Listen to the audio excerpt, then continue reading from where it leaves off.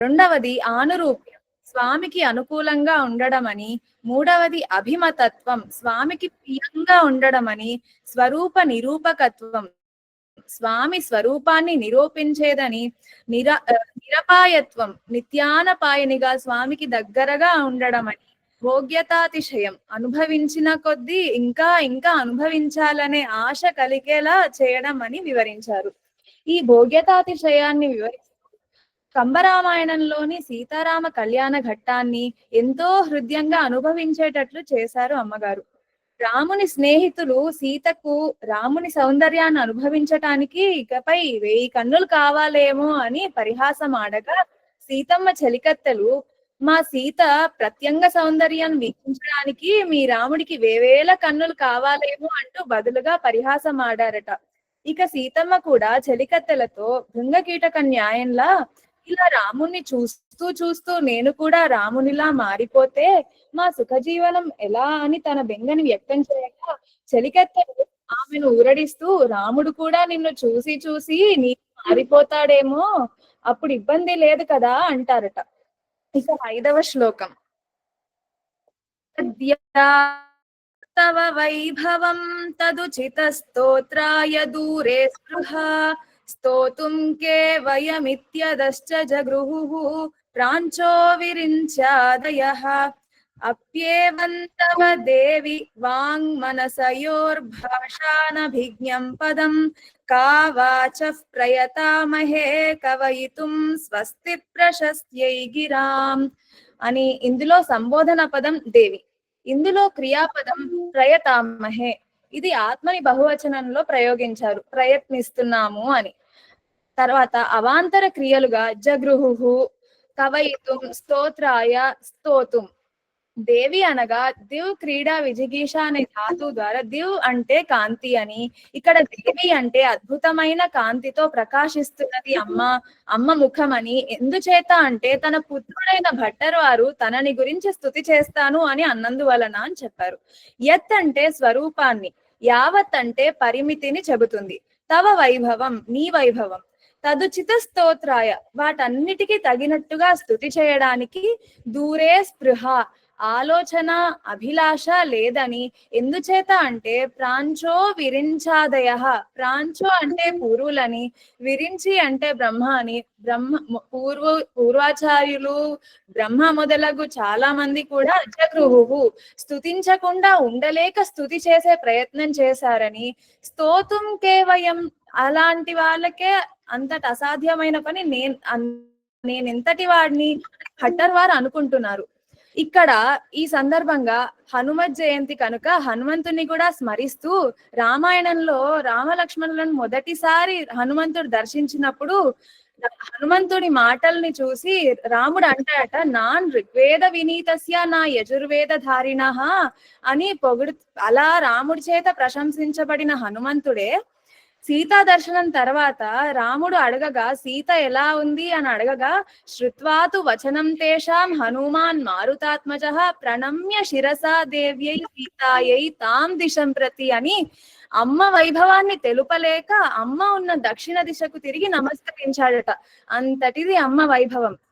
ఇక్కడ అలాగే ఏవమపి, అలా అయినప్పటికీ, తవ దేవి, ఓ తల్లి, పదం నీ స్వరూపం, పదం అనగా నీ స్వరూపం, నీ స్వరూపం, నీ సౌందర్యం, నీ వైభవం వాక్కుకు మనసుకు అందనివి అయినా బ్రహ్మ మొదలగు వారు సమగ్రంగా చెప్పలేమని అనుకొని అయినా చెప్పలేకుండా ఉండలేక చెప్పే ప్రయత్నం చేశారు కదా. అలాగే భట్టర్ వారు కూడా స్వస్తి ప్రశస్త్యై గిరామని ప్రయతామహే, ఈ ప్రయత్నము నీ అనుగ్రహంతోనే చేస్తున్నారు కాబట్టి ఇది మంగళకరం కావాలి అని వారి ఆశని వ్యక్తం చేస్తున్నారు. నా మననంలోని దోషాలను సవరిస్తూ ఈనాటి వ్యాసంగాన్ని ప్రారంభించవలసిందిగా ప్రార్థిస్తున్నాను. జై శ్రీమన్నారాయణ. అస్మద్గురుభ్యో నమః. శ్రీరంగసింహగిరిదేశిక పాద సేవా ప్రాప్తాఖిల ద్రవిడ వేద రహస్య జాతం శ్రీ గౌతమాన్వయజమాశ్రిత భాగధేయం గోపాలదేశికమహం శరణం ప్రపద్యే. వాధూలాన్వయ సంజాతమప్పలార్య తనూభవం గోపాలాచార్య సఛ్ఛాత్రం వందే వెంకటదేశికం. శ్రీవాత్స్య వరదాచార్య పౌత్రం తత్పద సంశ్రయం తాతార్యతనయం వందే రఘునాథాహ్వయం గురుం. కాశ్యపాన్వయ సంజాతం నారాయణ పదాశ్రితం శ్రీమన్నారాయణం వందే ఇతి ఈశ్వరశ్రియాజుషం. సద్గ్రంథాధ్యయన సంగోష్ఠిని ఈనాటి వ్యాసంగానికి సాదరంగా ఆహ్వానిస్తూ కలిసి ప్రార్థన చేసుకుందాం. శ్రీపరాశర భట్టార్యః శ్రీరంగేశ పురోహితః శ్రీవత్సాంకసుత శ్రీమాన్ శ్రేయసే మేస్తు భూయసే. ఉల్లాస పల్లవిత పాలిత సప్తలోకీ నిర్వాహకోరకిత నేమ కటాక్షలీలాం శ్రీరంగహర్మ్యతల మంగళదీపరేఖాం శ్రీరంగరాజమహిషీం శ్రియమాశ్రయామః. అనాఘ్రాతావద్యం బహుగుణపరీణాహి మనసో దుహానం సౌహార్దం పరిచితమివాథాపి గహనం. పదానాం సౌభ్రాత్రాదనిమిష నిషేవ్యం శ్రవణయోః త్వమేవ శ్రీర్మహ్యం బహుముఖయ వాణీ విలసితం. హనుమత్ జయంతి సందర్భంగా హనుమత్ స్వామిని స్మరిస్తూ స్మరింపచేస్తూ ఈనాడు గోష్ఠికి స్వాగత వచనాలని తెలియచేస్తూ నిన్నటి పాఠ్యాంశాన్ని మననం చేసి మన ముందు ఉంచినటువంటి మన యతిరాజను మనసారా అభినందిస్తున్నాను. చెప్పాను కదా, మళ్ళీ వాళ్ళ గురించినటువంటి పరిచయాలు వైభవాలు అనుకోవద్దు. మనం వాళ్ళు చేసినటువంటి ఆ ప్రయత్నాన్ని అభినందించటమే అని ఇవాళ అందరూ అభినందించేటట్లుగా ఎప్పట్లాగే ఒకసారి మరొక ప్రయత్నం చేసి నేను కూడా చెప్తాను. స్తోతుం కేవయం అని ఊరుకోకుండా చెప్పాలి చెప్పాలి అనేటటువంటి ఒక తపనతో నిన్నటి పాఠ్యాంశాన్ని సంక్షిప్త మధురంగా మన ముందు ఉంచింది మన యతిరాజ. సందర్భానుసారంగా చక్కగా మంచిగా హనుమద్వైభవాన్ని గుర్తు చేసింది. ఎంత వేదవేత్త అయినా, ఎంత అద్భుతమైనటువంటి మాటకారి అయినా అమ్మ వైభవం దగ్గరికి వచ్చేసరికల్లా తడబడక తప్పదు అని. అమ్మ వైభవాన్ని చెప్పాలి అంటే మనకుండే యోగ్యత కాదు, అమ్మ యొక్క కటాక్షమే హేతువవుతుంది అని ఆమె ఉన్నవైపు నమస్కరించి చెప్పాడు అనే సుందరకాండలో అంశాన్ని తీసుకోవటం చాలా చాలా అభినందనీయం. ఇక చిన్న తేడా వచ్చింది, దిష్టి చుక్కాని ఎప్పుడు చెప్తూ ఉంటాను కదా. ప్రాంచో విరించ్యాదయ అన్నప్పుడు ప్రాంచ అనేది విరించ్యాదయ అనే దానికి విశేషణం అన్నమాట. అంటే వాళ్ళు వేరు వీళ్ళు వేరు అనేటటువంటి పూర్వాచార్యులు బ్రహ్మాదులు అని కాకుండా బ్రహ్మాదులకే అది విశేషణం. ప్రాచీనులైనటువంటి మూల మహానుభావులైనటువంటి అనేటటువంటి అర్థంలో ప్రాంచ అనేది విరించ్యాదయ అనే దానికి విశేషణంగా వాడేరనమాట. బ్రహ్మరుద్రాదులు అన్న చోట విధి శివ సనకాద్యై అన్నట్టుగా సనక సనందనాదులు అంటూ అప్పుడు మనం ఆ ప్రాంచ అనే పదం ఎలాంటి మాటని గుర్తు చేస్తోంది అంటే పూర్వాచార్యులు అని మనం వ్యవహారాన్ని గుర్తు చేస్తుంది అని, దానికోసం పూర్వాచార్యులు అని చెప్పుకున్నాం. పూర్వులు అని అర్థం అన్నమాట. అక్కడ పూర్వులు అయినటువంటి అంటే బ్రహ్మ అందరికంటే మొదటివాడు కాబట్టి ఆది శబ్దంతో మొట్టమొదట సృష్టిలో ఉన్నటువంటి వారిని అందరినీ కూడా తెలియచేశారు అనేది సవరణ.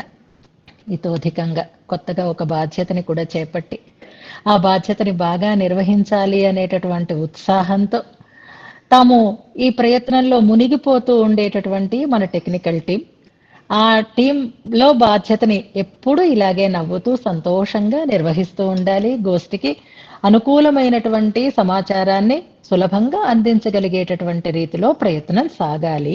అంతేకాదు గ్రంథాధ్యయనం ఇతోధికంగా చేసుకుంటూ ఆచార్య అనుగ్రహం, భగవద్ అనుగ్రహం పరిపూర్ణంగా పొందాలి అని పెరుమాళ్ళని ప్రార్థన చేస్తూ ఈనాటి మన వ్యాసంగాన్ని శ్లోకానుసంధానంతో ప్రారంభం చేసుకుందాం. హనుమత్ స్వామి వైభవాన్ని ఎలాగా స్మరించుకున్నాం కనుక చివరిలో మనం హనుమత్ స్వామికి నమస్కారం చేసేటటువంటి ఒక శ్లోకాన్ని కూడా చెప్పుకుంటూ మన గోష్ఠిని మనం ముగించుకుందాం. సమయం ప్రారంభమైందంటే చాలు, ఒక ఫ్లైట్ ఎక్కడైతే స్టార్ట్ అయిన తర్వాత ఇంకా ఆగకుండా మళ్ళీ గమ్యాన్ని చేరిపోతుందో అలాగే సమయం మళ్ళీ అయిపోతుంది అనే అంత భయం వేస్తోంది. అందుకే ఏ ఎక్స్ట్రా మాట మాట్లాడాలన్నా కూడా సమయం వ్యర్థం అయిపోతుంది అనే బెంగతో మనం ఈ వ్యాసంగాన్ని ఈరోజు కూడా కొనసాగించుకుంటూ ముందుకు సాగుదాం. శ్రియై సమస్త చిదచిద్విధాన వ్యసనం హరేః అంగీకారిభిరాలోకైః సార్థయంచై కృతోంజలిః ఉల్లాస పల్లవిత పాలిత సప్తలోకీ నిర్వాహకోరకిత నేమకటాక్షలీలాం శ్రీరంగహర్మ్యతల మంగళదీపరేఖాం శ్రీరంగరాజమహిషీం శ్రియమాశ్రయామః. అనుకలతనుకాండాలింగనారంభ శుంభత్ ప్రతిదిశ భుజ శాఖ శ్రీసఖానోకహర్తిః స్తననయన గుళుచ్ఛస్ఫార పుష్పద్విరేఫా రచయతు మయి లక్ష్మీ కల్పవల్లీ కటాక్షాన్. యద్భ్రూభంగాః ప్రమాణం స్థిరచర రచనా తారతమ్యే మురారేః వేదాంతాః తత్వచింతాం మురభిదురసి యత్పాదచిహ్నైస్తరంతి భోగోపోద్ఘాతకేళీ చుళుకిత భగవద్వైస్వరూప్యానుభావా సాన శ్రీరాస్తృణీతామమృతలహరిధీలంఘనీయైరపాంగైః యద్యావత్తవ వైభవం తదుచిత స్తోత్రాయ దూరే స్పృహా స్తోతుం కేవయమిత్యదశ్చ జగృహుః ప్రాంచో విరించ్యాదయః అప్యేవం తవ దేవి వాంగ్మనసయోః భాషానభిజ్ఞం పదం కావాచః ప్రయతామహే కవయితుం స్వస్తి ప్రశస్త్యై గిరాం. నిన్నటి శ్లోకం నుంచి భట్టరు వారు అమ్మని స్తుతించడానికి తగినటువంటి సామర్థ్యం తమకి లేదు అనే విషయాన్ని వ్యక్తం చేస్తూ, అయినా స్తుతించటానికి ఉపక్రమిస్తున్నాను, ఆ శక్తిని అమ్మే అనుగ్రహించాలి అని ప్రార్థన చేస్తారు. నిన్న బ్రహ్మరుద్రేంద్రాదులకి కూడా సాధ్యం కాని పని అది. అలాంటి పనిని నేను ప్రారంభం చేస్తున్నాను. మాటల వైభవానికి స్వస్తి అగుగాక అని అన్నారు. దాంట్లో 2 అర్థాలని మనం వివరణ చేసుకున్నాం. ఒకటి పరిహాసం, రెండవది ప్రార్థన అని మనం అనుకున్నాం. చెప్పించేది అమ్మ కనుక శేషత్వ రూపంగా, శేషత్వ నిరూపకమైనటువంటి కైంకర్య రూపంగా స్తుతిని ప్రారంభం చేస్తున్నారు కనుక ఈ స్తుతి మంచిగా రావాలి, మంచి మాటలతో నిండినది కావాలి అని స్వస్తి ప్రశస్త్యై గిరాం అన్నారు అని అనుకున్నాం. అలా కాదు, అసమగ్రంగా పెద్దలే స్తుతిస్తూ ఉంటే నేను సిద్ధపడుతున్నాను కావాచహ అని అన్నారు. చూసారా? అంచేత నా నోట పడకుండా ఉండాలి ఆ మంచి మాటలు, అప్పుడు వాటి విలువ అలా ఉంటుంది స్థిరంగా అని కాకుస్వరం అంటారు. పరిహాసం చేసుకుంటా అంటే స్వస్తి ప్రశస్త్యై గిరా, నా పాల పడకుండా ఉండాలి అని, నా నోట పడితే వాటికి ఉండే వైభవం తరిగిపోతుంది అని అన్నారు అని అనుకున్నాం. ఇవాళ మనం ప్రమాణ తిరట్టుని అనుసంధానం చేసుకుందాం. అందులో చాలా ఉన్నాయి, కానీ అన్ని అనుసంధానం చేయలే. ఒక 3-4 చెప్తాను, నోట్ చేసి పెట్టుకోండి. నిన్న కావాచహ అనేటటువంటి పదం అంటే చెడ్డ దోషయుక్తమైనటువంటి మాటలు కలిగిన నేను అని అర్థం. కా అనేది ఈషదర్థంలో కూడా వస్తుంది కనుక చెప్పాల్సింది ఎక్కువ, సమయం తక్కువ, సాధన తక్కువ, సాధన సామగ్రి సమగ్రంగా లేదు కనుక కావాచహ అంటే అల్పమైన వాగ్వైభవం కలిగిన అని కూడా అర్థం వస్తుంది. ఈషదర్థంలోనూ వస్తుంది, అలాగే దోషయుక్తము అనేటటువంటి అర్థంలో వస్తుంది. దీనికి ఇది ప్రమాణ తిరట్టు కోసం కాదు, కానీ జ్ఞాపకం చేసుకుందాం, టైం ఉంటే చదువుకుందాం. నీశనేన్ నిరై ఒన్రు మిలేన్ అనేటటువంటి ఆళ్వార్ల శ్రీ సూక్తిని మనం అనుసంధానం చేసుకుందాము. ఒషివిల్ కాలమెల్లాం అనే దశకంలో ఈ పాశురం ఉంటుంది. మీరు నెంబర్ అది వెతికి అందరికీ డిస్ప్లే చేయండి. ఇక ఇవాళ క్షాంత్యౌదార్య దయాదయ అని వర్ణన చేస్తారు. శ్లోకంలో మనకు వస్తుంది, అనుసంధానం చేసుకుంటాం. అక్కడ 4 గుణాలని చెప్తారు. ఆ 4 గుణాలు స్వామిలో ఉన్నాయి అని వర్ణించినటువంటి ఆకరాలని అందంగా వ్యాఖ్యానంలో చెప్తారు. అదే అమ్మ విషయంలో కూడా సమన్వయం అవుతాయి అని మనం గుర్తుపెట్టుకోవడం కోసం 2 శ్లోకాలు 2 పాసురాలు అక్కడ చెప్తున్నారు. 2 శ్లోకాలలో ఒకటి అంటే మొదటిది కూరత్తాళ్వాన్ శ్లోకం, క్షాంతిస్తుతే స విషయా మమ దుర్వచోభి అనేటటువంటి శ్లోకం. ఇది వైకుంఠస్తవంలో 10వ శ్లోకం. నోట్ చేసి పెట్టుకోండి. ఆళ్వాన్ శ్లోకం, వైకుంఠస్తవము 10వ శ్లోకము అని నోట్ చేసుకోండి. తర్వాత ఒక పాసుర పాదం చెప్తున్నారు, అది వెతికి పెట్టండి వీలైతే, లేతే రేపైనా చదువుకుందాం. నాకు వెతికే అవకాశం లేకపోయింది. నమ్మాళ్వార్ల శ్రీ సూక్తే అది, కానీ మధ్యలోంచి ఉండడం చేత, మొదలుతో ఉండకపోవడం చేత చూసే టైం లేదు. నావలర్ పామరువి నిర్కత్తంద పాన్మయే వళ్ళలే. మరొకసారి చెప్తాను. నావలర్ పామరువి నిర్కత్తంద తాన్మయే వళ్ళలే అనేటటువంటి పాసుర పాదాన్ని ఇస్తున్నారు. ఇవాళ చూసుకోగలిగితే ఇవాళ, లేకపోతే రేపైనా దాన్ని మనం అనుసంధానం చేసుకుందాం. మరొకటి ఆళ్వందార్ స్తోత్రంలో కించైష శక్తి అతిశయేన నతేను కంప్య అనేటటువంటి శ్లోకం. ఇది సులభంగానే వెతుక్కుంటారు. మరొకటి తిరుమాలైలో ఉండేటటువంటి పాసురం, చివరి పాసురం 45వ పాసురం, ఇళయపున్ కవిద ఏలుం ఎంబిరార్క్ ఇనియవారే అనేటటువంటి ఆఖరి పాదం అన్నమాట. అంటే ఆఖరి పాసురాన్ని, ఫలశ్రుతి పాసురాన్ని, ఫలశ్రుతి కూడా కాదు అది, ఆ పాసురాన్ని అనుసంధానం చేసుకుంటాం. తిరువాయుమొழிలో ఒక పాసురం చెప్పుకున్నాం కనుక అది దొరికితే అది ఇది లేదా ఇదైనా మనం అనుసంధానం చేసుకుందాం. మరొకటి కూడా నిన్న ప్రాంచో విరించియాదయ అన్న చోట పిరయేరు సెడయానం పిరమనం ఇందిరనం అనేటటువంటి ఆళ్వార్ల పాసురాన్ని మనకి ఒక ప్రమాణంగా చూపించారు. అది కూడా వెతకగలిగితే వెతికి పెట్టండి. ఇది వాళ్ళ మనం చివరిలో అనుసంధానం చేసుకునేటటువంటి క్రమం. ఇంకా చాలా ఉన్నాయి.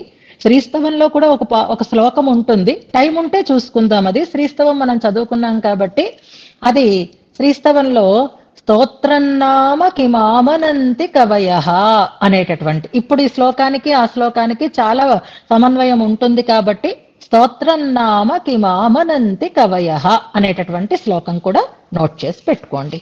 ఇది ఇవాల్టి ప్రమాణ తిరట్టు. ఇప్పుడు మనం 6వ శ్లోకార్థాన్ని తెలుసుకోబోతున్నాం. అమ్మ వైభవాన్ని ఆనందంగా చెప్పాలని భట్టర్ వారు సంసిద్ధంగా ఉన్నారు. మనకి శ్రీరామాయణంలో వేదవేద్యే పరే పుంసి జాతే అనేటటువంటి శ్లోకం జ్ఞాపకం చేసుకుంటే, రాముడు శ్రీమన్నారాయణుడు రాముడై ఈ లోకంలోకి వస్తే వేదమే రామాయణమై ఈ లోకంలోకి అవతరించింది అని మనం రామాయణ వైభవాన్ని అనుసంధానం చేసుకుంటాం. సాక్షాత్తుగా అది వేదతుల్యము అని. అలాగే ఈ శ్రీగుణ రత్నకోశం కూడా మనకుండేటటువంటి ఆచార్య అనుగ్రహ విశేషం చేత ఇంత ఆనందంగా మనం చెప్పుకోగలుగుతున్నాం. అద్భుతమైనటువంటి వేద సమానమైనటువంటి స్తోత్రమే ఇది. చెప్పుకున్నాం కదా, వేదాన్ని అమ్మ యొక్క మణికోశంగా, గుణాల యొక్క మణికోశంగా చెప్తారు అని. అసలు వేదానికి అమ్మ యొక్క గుణరత్న కోశం అనే పేరే ఉండాలి అని భట్టర్ వారే మళ్ళీ తర్వాత మనకి చెప్తారు. అలాగే అమ్మవారు శ్రీరంగనాయకిగా, సాక్షాత్తుగా శ్రీదేవి శ్రీరంగనాయకిగా అర్చా స్వరూపిణిగా ఈ మూర్తిమంతమై ఈ లోకంలోకి అందుబాటులోకి మనకు అందినప్పుడు ఆ అమ్మ వైభవాన్ని చెప్పేటటువంటి ఆ వేదమే మనకి శ్రీగుణరత్న కోశంలాగా అందింది అని చెప్తారు. ఇదొకటి చాలా అద్భుతమైనటువంటి భావన అన్నమాట. భగవంతుడి ఈ లోకంలోకి వస్తే భగవంతుని స్తుతించే వేదం ఆయా రూపాలని సంతరించుకుంటుంది.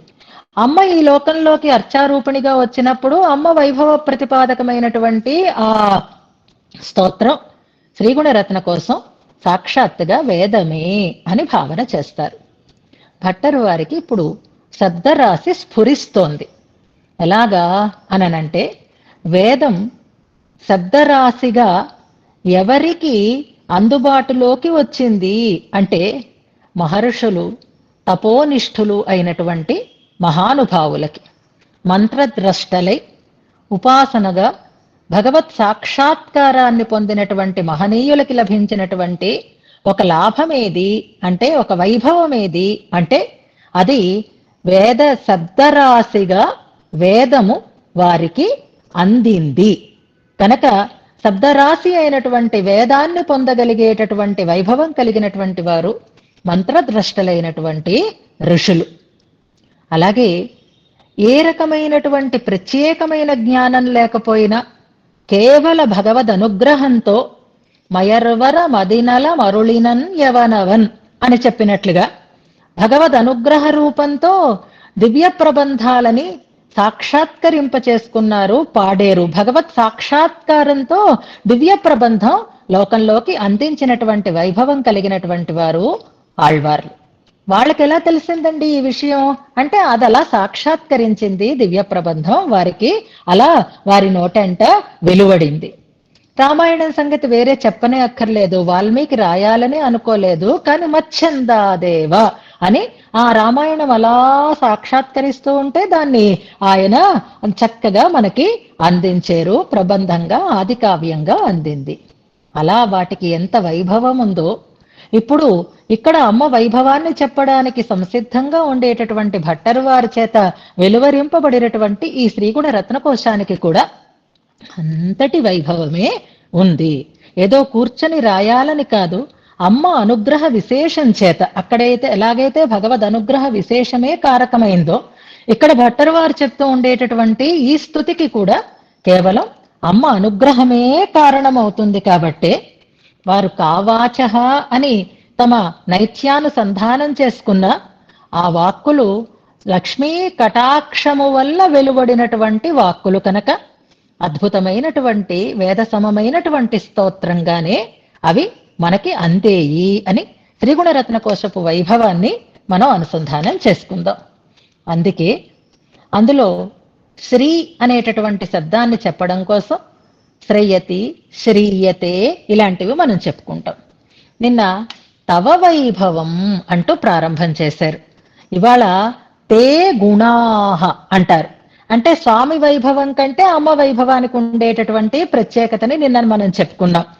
అమ్మకి కోపం అనేదే ఉండదు. అమ్మ మనని ఆయనని కూడా ఎప్పుడు అంటి పెట్టుకునే ఉండేది అవుతుంది. అందుకే అమ్మ వైభవాన్ని గురించి చెప్పేటప్పుడు చంద్రాం ప్రభాసాం యశసాం జ్వలంతీం అని చెప్తూ దేవజుష్టాం ఉదారాం అంటారు. శ్రీ సూక్తంలో ఉండే ఒక మాటని మనం జ్ఞాపకం చేసుకుందాం. దేవజుష్టాం ఉదారాం, ఆ ఔదార్యం ఇవాల్టి శ్లోకంలో మనకి స్పష్టంగా తెలియచేస్తారు. ఏది ఆ ఔదార్యము అనేది మనం తెలుసుకుంటాం. దేవజుష్టాం అనే పదాన్ని మనం జ్ఞాపకం చేసుకుందాం. ఎందుకంటే అమ్మలో ఉండేటటువంటి గుణరత్నాలను ఇందాక మననంలో మళ్ళీ యతిరాజు మనకి జ్ఞాపకం చేసింది. అందులో ఆనురూప్యం ఒకటి, నిరపాయత్వం ఒకటి అని మనం చెప్పుకున్నాం. దేవజుష్ట అనేటటువంటి ఆ మాట మనకి ఈ జుష్టాం అన్నప్పుడు అర్థం తెలియాలి అంటే మనం హాయిగా అనుసంధానం చేసుకున్న శ్రీరంగరాజస్తవంలో ఒక శ్లోకాన్ని గుర్తు చేసుకుందాం. ఋషిం జుషామహే అని అక్కడ క్రియాపదం. జుషామహే అంటే ప్రీతితో సేవిస్తున్నాము అని అర్థం అన్నమాట. జుషి ప్రీతి సంసేవనయోహో అని అర్థం అక్కడ మనం చెప్పుకున్నాం. అలాగే దేవజుష్టాం అన్నప్పుడు పరమాత్మని ప్రీతితో ఆశ్రయించి ఉండేది అని ఒక అర్థము, బ్రహ్మ రుద్రేంద్రాదుల చేత ప్రీతితో ఆశ్రయింపబడేది అని ఒక అర్థం.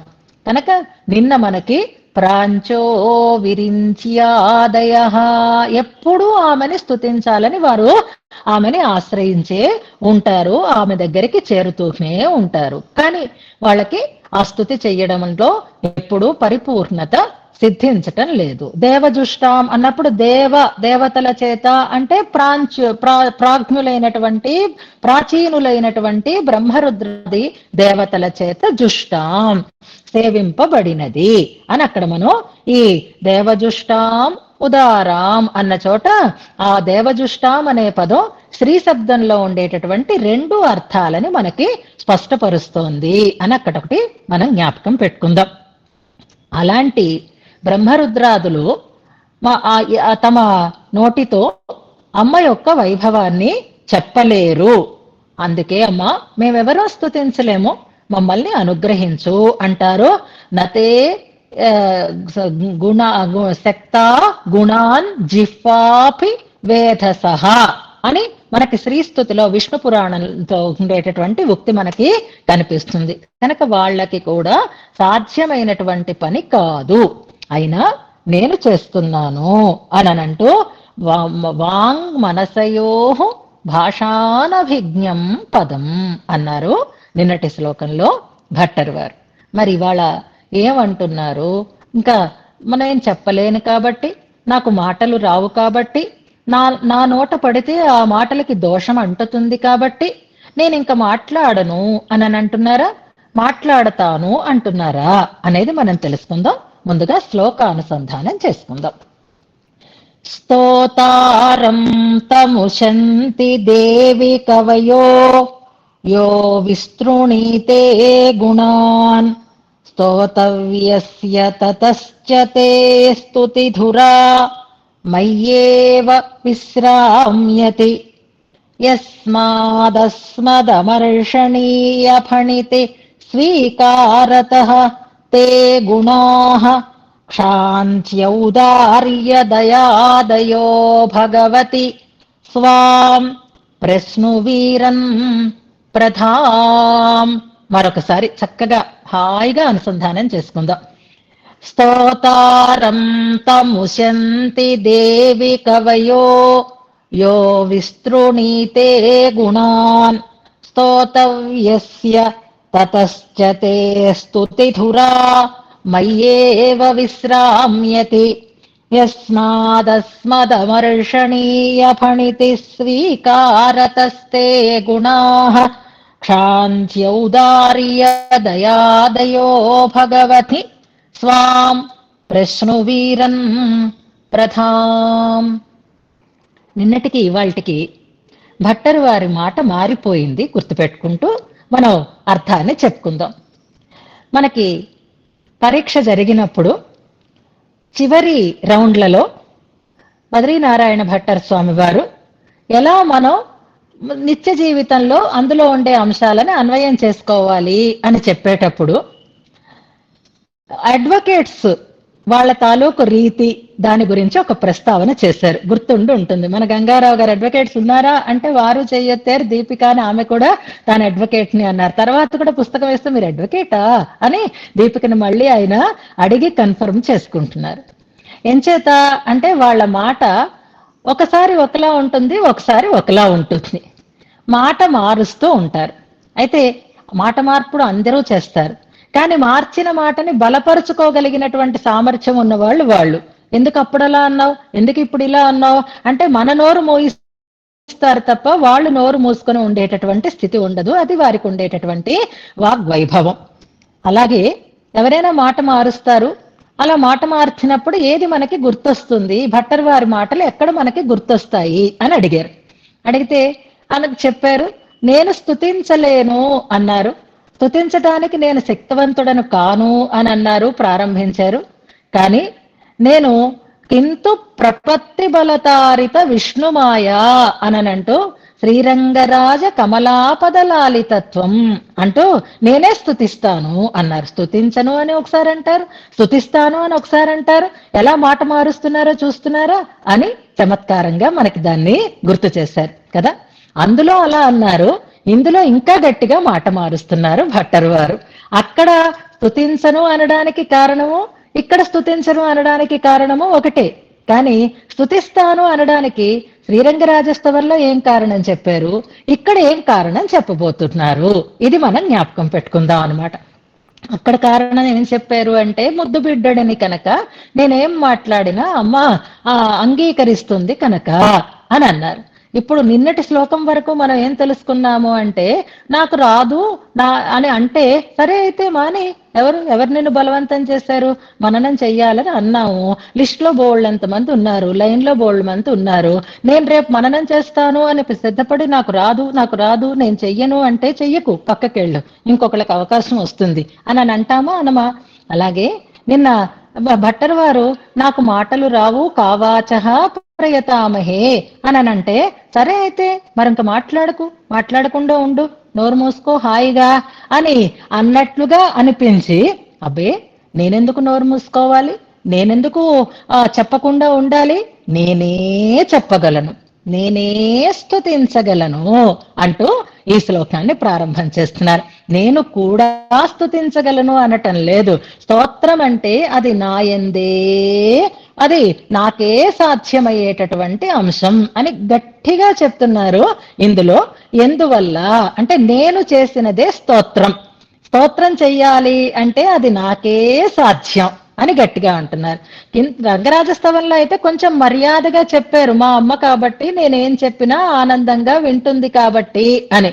కానీ ఇక్కడ అలా ఏమి చెప్పటం లేదు, కమలాపద లాలితత్వం అని చెప్పటం లేదు, మయ్యేవ విశ్రామ్యతి అని మాత్రం బల్లగుద్ది చెప్తున్నారంటారు. అడ్వకేట్స్ అంతే కదా, గట్టిగా వాదించడం, బల్లగుద్ది వాదించడం అని అన్నట్లుగా ఇక్కడ మయ్యేవ అనేది మనకి దాన్ని తలపిస్తుంది.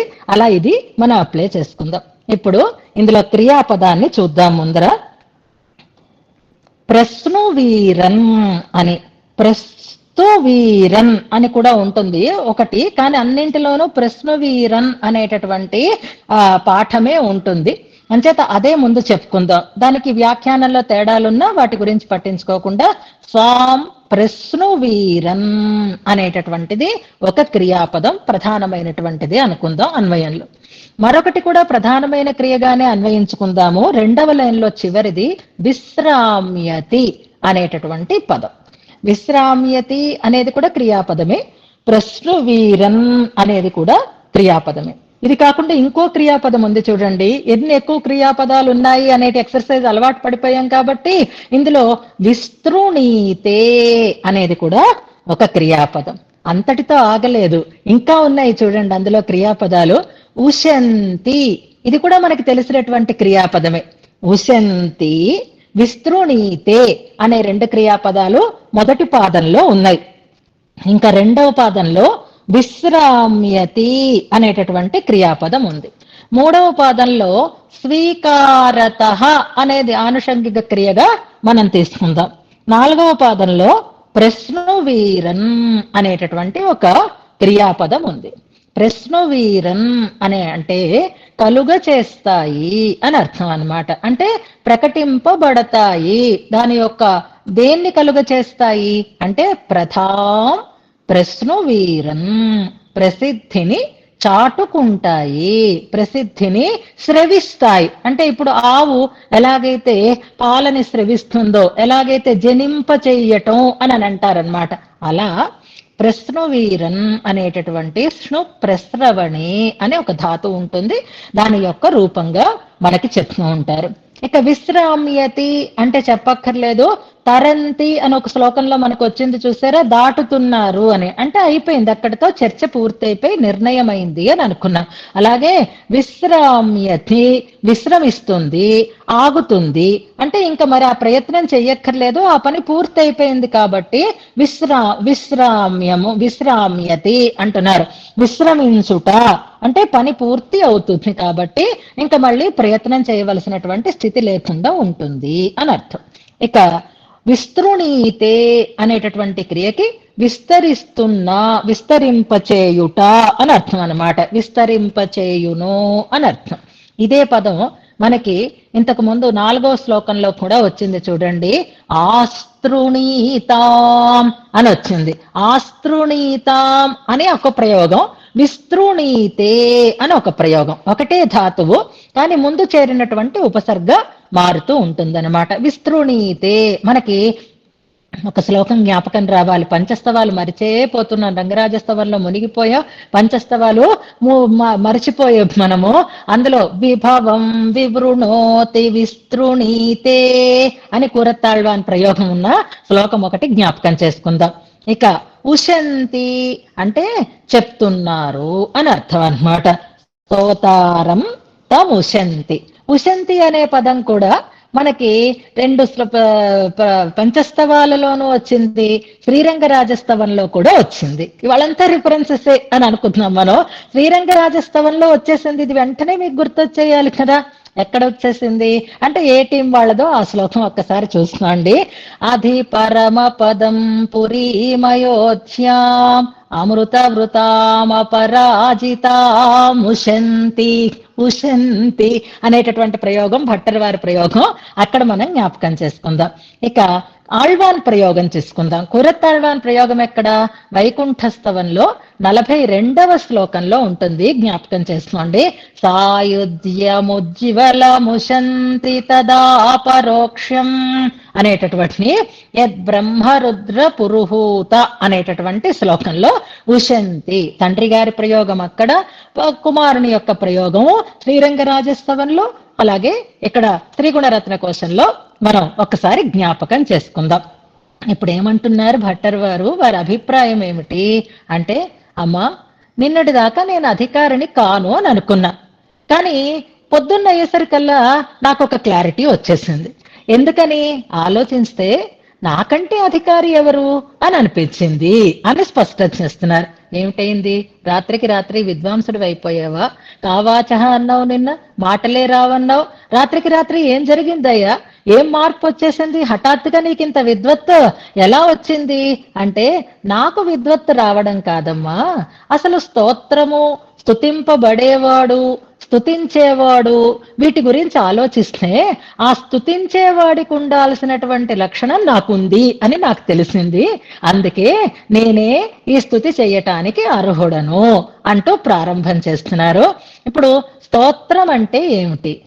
స్తుతింపబడేవాడు, స్తుతించేవాడు ఏం చేస్తే స్తోత్రం అవుతుంది అనే ఒక నిర్వచనంతో శ్లోకాన్ని ప్రారంభం చేస్తున్నారు. జాగ్రత్తగా గమనిద్దాం. స్తోతారం తముశంతి అంటూ ప్రారంభం చేస్తున్నారు. ఎప్పుడైనా క్రియాపదం చెప్పుకున్న తర్వాత మనం సంబోధనని చెప్పుకోవాలి అని అనుకున్నాం.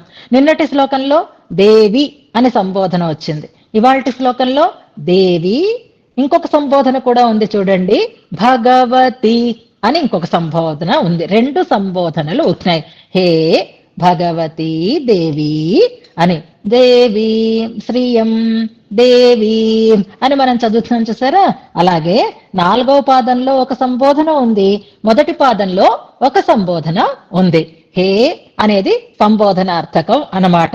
అమ్మని ఎదురుగా పెట్టుకుని చెప్తున్నారు, సాక్షాత్కరిస్తుంది కదా అమ్మ వైభవం. అందుకే హే భగవతి దేవి అని రెండు సంబోధనలలో ఇక్కడ మనం వింటున్నాం. దేవి అంటే నిన్న మనం చెప్పుకున్నాం, ఆనందిస్తోంది, అయ్యో నా గుణ వైభవాన్ని చెప్పడం కోసం సిద్ధపడుతున్నారని ఆమె వెలిగిపోతోంది అని అనుకున్నాం మనం. ఇక్కడ దేవి అంటే పట్టమహిషి, దేవదేవ దివ్య మహిషి అని అనుకుందాం మనం. భగవతి అంటే అర్థం ఏమిటి? ఎవరిని భగవంతుడు అంటారు, ఎవరిని భగవతి అని అంటున్నారు అంటే భగవత్ శబ్దం గురించినటువంటి అవగాహన మనకుంది.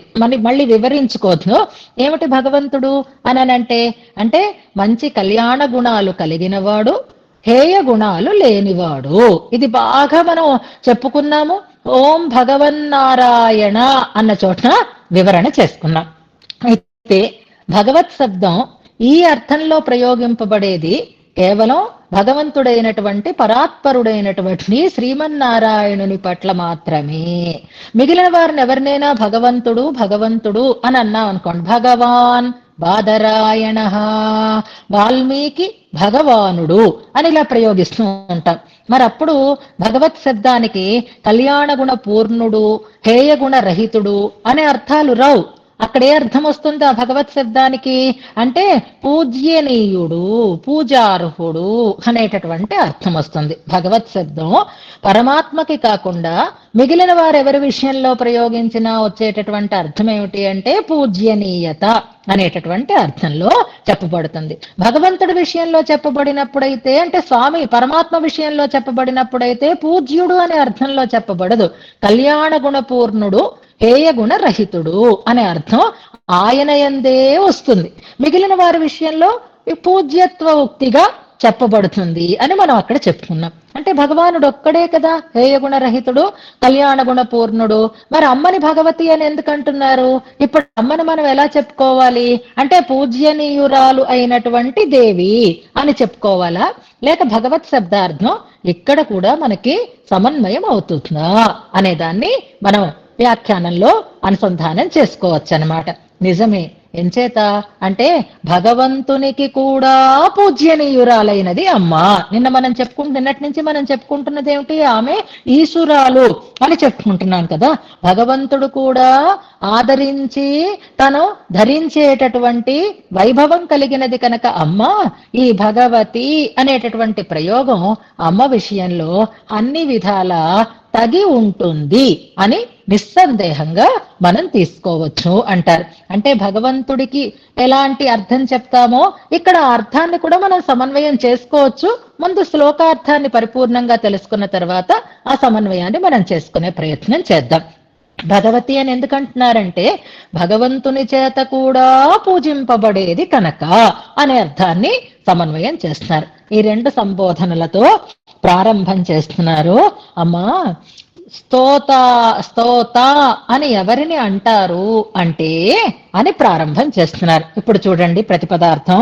స్తోతారం తం ఉశంతి, తం ఆయనని, స్తోతారం స్తోత అని, ఉశంతి చెప్తారు అంటున్నారు.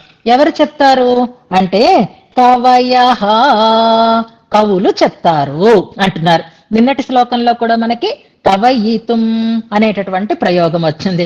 కవనం అంటే వర్ణనం, స్తుతించటం అని అర్థం అన్నమాట. ఇక్కడ కవయః అనే పదాన్ని ప్రయోగిస్తున్నారు. కవులు అంటే మామూలుగా కవిత్వం చెప్పేవాళ్ళని కవులు అంటారు అని మనం సాధారణ అర్థంలో వాడుతూ ఉంటాం. కవు అంటే కల్పనా నిపుణ కవి. ఇది కూడా నోట్ చేసుకోండి కావాలంటే. కవి అనే దానికి నిర్వచనంలో కల్పనా నిపుణ కవి. మనకి రాని ఊహలు కవులకి వస్తాయి, మనకి కనపడని అందాలు కవులకి కనపడుతూ ఉంటాయి, మనకి తెలియని చమత్కారాలు కవులు దర్శించగలుగుతూ ఉంటున్నారు. అంచేత కల్పనా నిపుణుడు ఎవరో ఆయనని కవి అంటారు అని ఒక నిర్వచనం. అలా కాకుండా సంఖ్యావాన్ పండితః కవిహి అని, కవి అంటే పండితులు, ప్రాజ్ఞులు అనేటటువంటి ఒక అర్థాన్ని చెప్తారు. ఇప్పుడు మనం కవయః అనే దాన్ని ప్రధానంగా కర్తృపదంగా తీసుకుని కవయః కవులు అంటే పండితులు, ప్రాజ్ఞులైనటువంటి మహానుభావులు స్తోతారం తం ఉశంతి ఆయనని స్తుతించేవాడు అని చెప్తారు. ఎవరిని చెప్తారు అంటే యహ ఎవరైతే స్తోతవ్యస్య స్తుతింపబడేవాని యొక్క గుణములను విస్తృణీతే బాగా వివరించి చెప్పగలుగుతాడో, ఆ గుణాలని బాగా స్పష్టం చెయ్యగలుగుతాడో ఆయనని స్తోత అని ప్రాజ్ఞులు చెప్తారమ్మా అని ఒక నిర్వచనాన్ని అమ్మ దగ్గర స్పష్టం చేస్తున్నారు. అంటే ఇక్కడ మనకి రెండు పదాలు జాగ్రత్తగా జ్ఞాపకం పెట్టుకోవాలి. స్తోతవ్యః అంటే అర్థం ఏమిటి, స్తోత అంటే అర్థం ఏమిటి.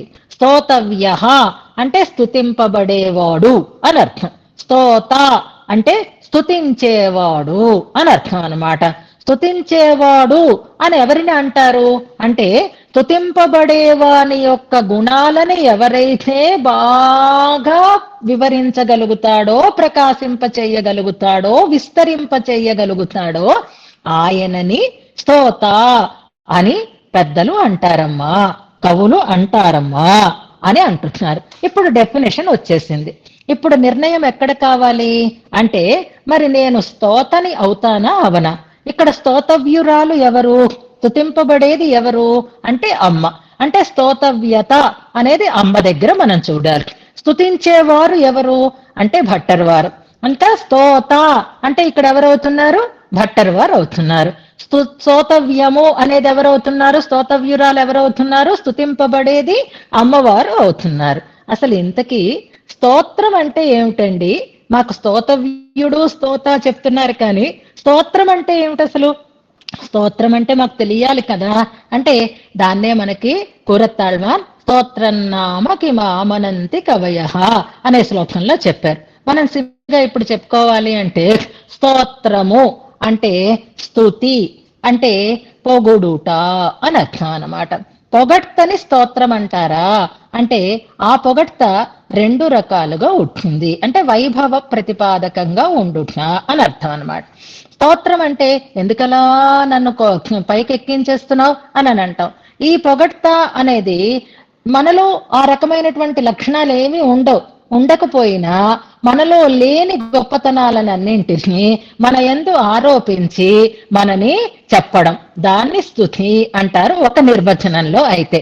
అంటే లేని వైభవాన్ని ఆపాదించి చెప్పడం అనేది స్తోత్రమే అవుతుంది. లేదా కొంచెం ఎత్కించిత్గా ఉన్నటువంటి ఒక గొప్పతనాన్ని బాగా ఎక్కువ చేసి చెప్పడం అన్నమాట. మరీ ఎక్కువైంది అని అంటూ ఉంటున్నారు చూసారా, అంతో ఇంతో ఉంటుంది. ఉన్నదాన్ని బాగా పెంచి చెప్తే అది స్తుతి అనబడుతుంది. లేదా లేని దాన్ని ఆరోపించి చెప్తే అది స్తుతి అనబడుతుంది. సాధారణంగా అంతో ఇంతో వైభవం ఉంటే దాన్ని కొంచెం పెంచి చెప్తే వినడానికి అందంగానే ఉండవచ్చు గాక, ఉన్నదంతా చెప్పగలగడం కూడా స్తుతి అని అనాలి. అది మిగిలిన వాళ్ళ విషయంలో సాధ్యమేమో కానీ మామూలుగా భగవంతుని విషయంలో కానీ అమ్మ విషయంలో కానీ ఉన్న గుణాలన్నింటినీ చెప్పడం సాధ్యం కాదు. లేని గుణాలని ఆరోపించి చెప్పాలా అంటే వాళ్ళలో లేని గుణాలంటూ అసలు లేవు, అన్నీ వాళ్ళలో ఉంటాయి కనుక ఇక స్తుతి చేసేటప్పుడు జాగ్రత్త పడాలి.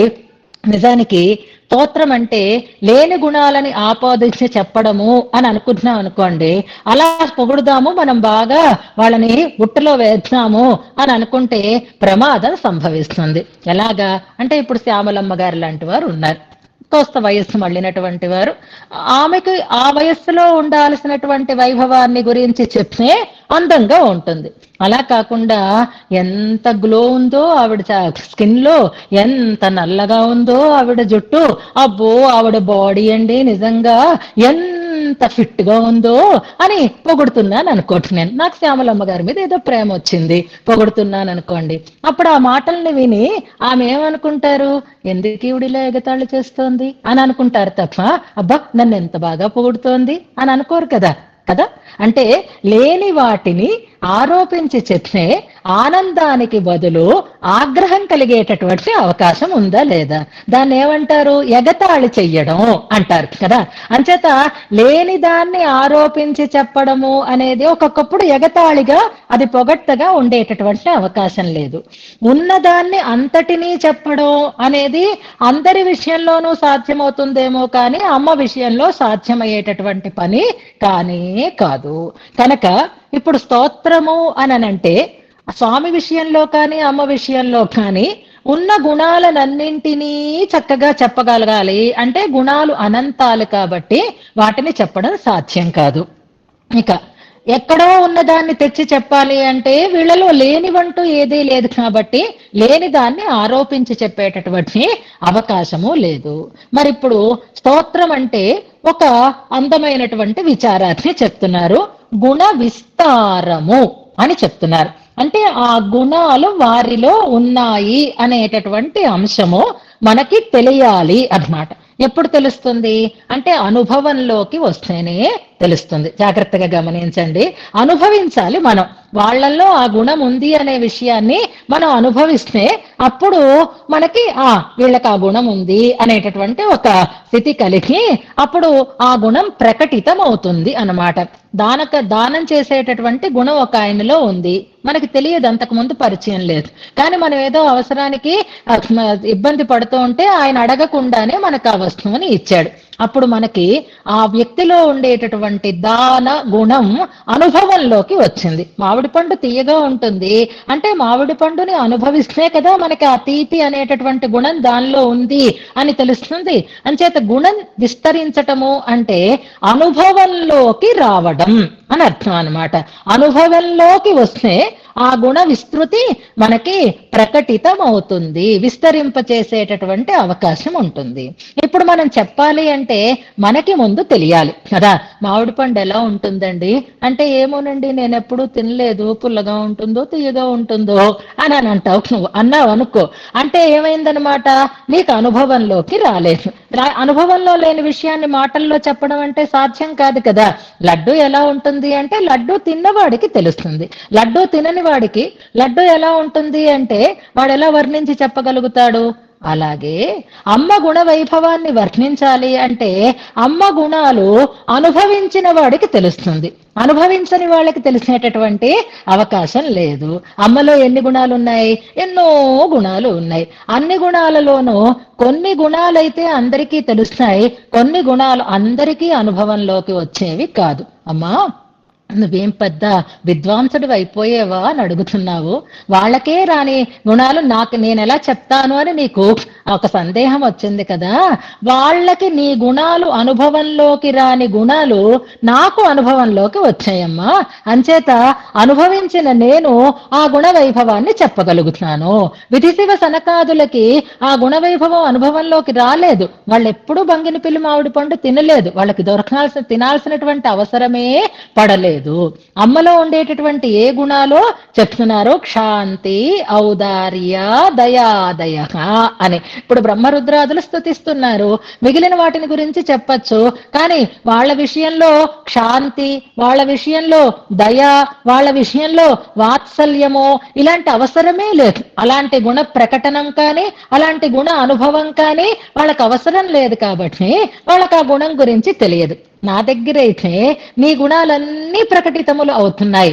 అందుకే చెప్తున్నారు స్తుతి ధురా, స్తుతి భారం అంటే స్తుతి అనేటటువంటి ఒక బరువు. స్తుతి ధురా మయ్యేవ విశ్రామ్యతి, మయి ఏవ విశ్రామ్యతి, నాయందే విశ్రామ్యతి, నాయందే విశ్రమిస్తుంది. అంటే స్తుతించడం అనేటటువంటి పనిని నేనే చేయగలుగుతాను. ఎంచేత నీ గుణాలని నాకే అనుభవంలోకి వచ్చాయి కనుక, వారికి అనుభవం ఉండదు కనుక, బ్రహ్మరుద్రాదులకి ఇలాంటి గుణానుభవం ఉండదు కనుక అని అంటున్నారు. ఇక్కడ ఇంకొక పదం ఉందండి, స్తోతవ్యస్య, అంతవరకు కామా పెట్టుకుందాం. ఇదంతా ఒక వాక్యం అన్నమాట. స్తోతవ్యస్య గుణాన్ యహ విస్తృణీతే తం స్తోతారం ఉశంతి కవయః. ఒక నిర్వచనం చెప్పారు. స్తోత అంటే ఏమిటో చెప్పారు. ఇప్పుడు ఆ స్తుతించేటటువంటి ఒక ప్రయాస ఎక్కడ ఆగుతుంది, ఎక్కడ విశ్రమిస్తుంది అనంటే మయ్యేవ, మయి ఏవ. ఈ మయి అనే పదం మనకి ఏ శ్లోకంలో వచ్చిందో ఒకసారి జ్ఞాపకం చేసుకోండి. రచయతు మయి లక్ష్మీ కల్పవల్లి, మయి అని అక్కడ ప్రయోగించారు ఆ శ్లోకంలో. మయి అంటే నాయందు అని అర్థం అన్నమాట. తతః చ అని అంటున్నారు, రెండు పదాలు.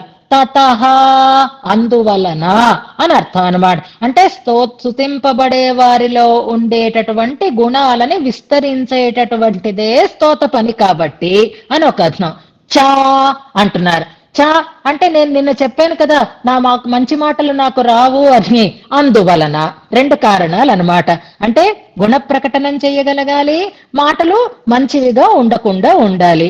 ఈ రెండు నా దగ్గర ఉన్నాయి కాబట్టి స్తుతి ధురా, ధూ అంటే భారము అని అర్థం, ధురా అని పదం అవుతుంది. స్తుతి అనేటటువంటి ఒక ప్రయాస అని అనుకోవాలి. ఆ శ్రమ తీరిపోతుంది ఎక్కడ, మయి ఏవ, మయి నాయందే విశ్రామ్యతి, విశ్రమిస్తుంది. అంటే స్తుతించడం నేనే చెయ్యగలుగుతాను, మరెవరు చెయ్యలేరు అంటున్నారు. అమ్మవారు ఒకసారి అలర్ట్ అయిపోయారు. అదేంటి ఒక్క రోజులో ఇంత కాన్ఫిడెన్స్ ఏమిటి దీనికి కారణం? ఇంత నిశ్చయంగా చెప్తున్నావేంటి? నిన్నటిదాకా బేలగా ఉన్నవాడివి ఇవాళ ఒక్కసారి మయి విశ్రామ్యతి అని ఊరుకోవటంలే, మయి ఏవ జ్ఞాయందే అంటున్నారు. చెప్పాలంటే నేనే స్తుతించాలి అని అంత నిశ్చయంగా చెప్తున్నావే, ఎంచేత అని అమ్మ మొహంలో క్వశ్చన్ మార్క్ ఉంటుంది. అమ్మకి ఆ రకమైనటువంటి సందేహము ఆశ్చర్యము కూడా కలిగి ఉండాలి. అలా అని ఊరుకోవచ్చా? చెప్తే నేనే చెప్పాలండి అని ఊరుకోవచ్చా? ఆ కారణం కూడా చెప్పాలి. అందుకే అమ్మ కంగారు పడకు, చెప్తాను కదా, నేను వివరిస్తాను కదా అంటూ తర్వాత ప్రారంభం చేస్తున్నారు చూడండి. యస్మాత్ ఎందుచేతనంటే అని సహేతుకంగా వివరణ చేస్తున్నారు. ఏదైనా ఒక స్టేట్మెంట్ ఇచ్చి వదిలేయకూడదు, దానికి ఒక కారణాన్ని కూడా చూపించాలి. ఇందులో 3వ పాదంలో యస్మాత్ అని ప్రారంభిస్తున్నారు. ఎందువలన అంటే, వెనుకటి శ్లోకంలో కూడా ఇలాంటి పదం ఒకటి వచ్చింది, అప్యేవం అనేటటువంటి పదం. ఇవన్నీ మనం వ్యవహారంలోకి పెట్టుకోవచ్చు. అప్యేవం అలా అయినప్పటికీ అని అర్థం అక్కడ. ఇక్కడ యస్మాత్ ఎందువలన అంటే, అంటే స్తుతి ప్రయాస నాయందే విశ్రమిస్తుంది అని నేను ఇంత నిశ్చయంగా ఎందుకు చెప్తున్నానో తెలుసా అమ్మా అంటున్నారు. యస్మాత్ ఎందువలన అంటే, అంటే నా మాటలు ఉన్నాయి చూసావా, నేను నోరు విప్పాననుకో అస్మత్ అంటున్నారు. అస్మత్ మా యొక్క, మొదటేమో మయి అని నాయందు అని ఏకవచనం చెప్పినారు, ఇప్పుడు అస్మత్ అని బహువచనాన్ని చెప్తున్నారు. అస్మత్ మా యొక్క అంటే స్తుతించటానికి యోగ్యత లేని వారు కూడా స్తుతించేటటువంటి మాటలు ఎలా ఉంటాయో చెప్తున్నారు. ఎలాంటి మాటలు మావి అంటే, నీకు ఆనందాన్ని కలిగించడం పక్కకి పెట్టు, నీకు కోపాన్ని తెప్పించేటట్లుగా మేము మాట్లాడతాం. మేము మాట్లాడితే నీకు హాయి కాదు, కోపం కలుగుతుంది. అమర్షణీయ ఫణితి అంటున్నారు. అమర్షం అంటే కోపము, మర్షణీయము అంటే క్షమించదగినది, అమర్షణీయము అంటే క్షమించటానికి వీలు కానిది అని అర్థం, కోపగించుకోవటానికి తగిన అని అర్థం అన్నమాట. అమర్షణీయ ఫణితి, ఫణితి ఈ పదం కూడా మనకి శ్రీరంగరాజస్తవంలో వచ్చింది. ఏ శ్లోకంలో వచ్చిందో జాగ్రత్తగా జ్ఞాపకం చేసుకోండి.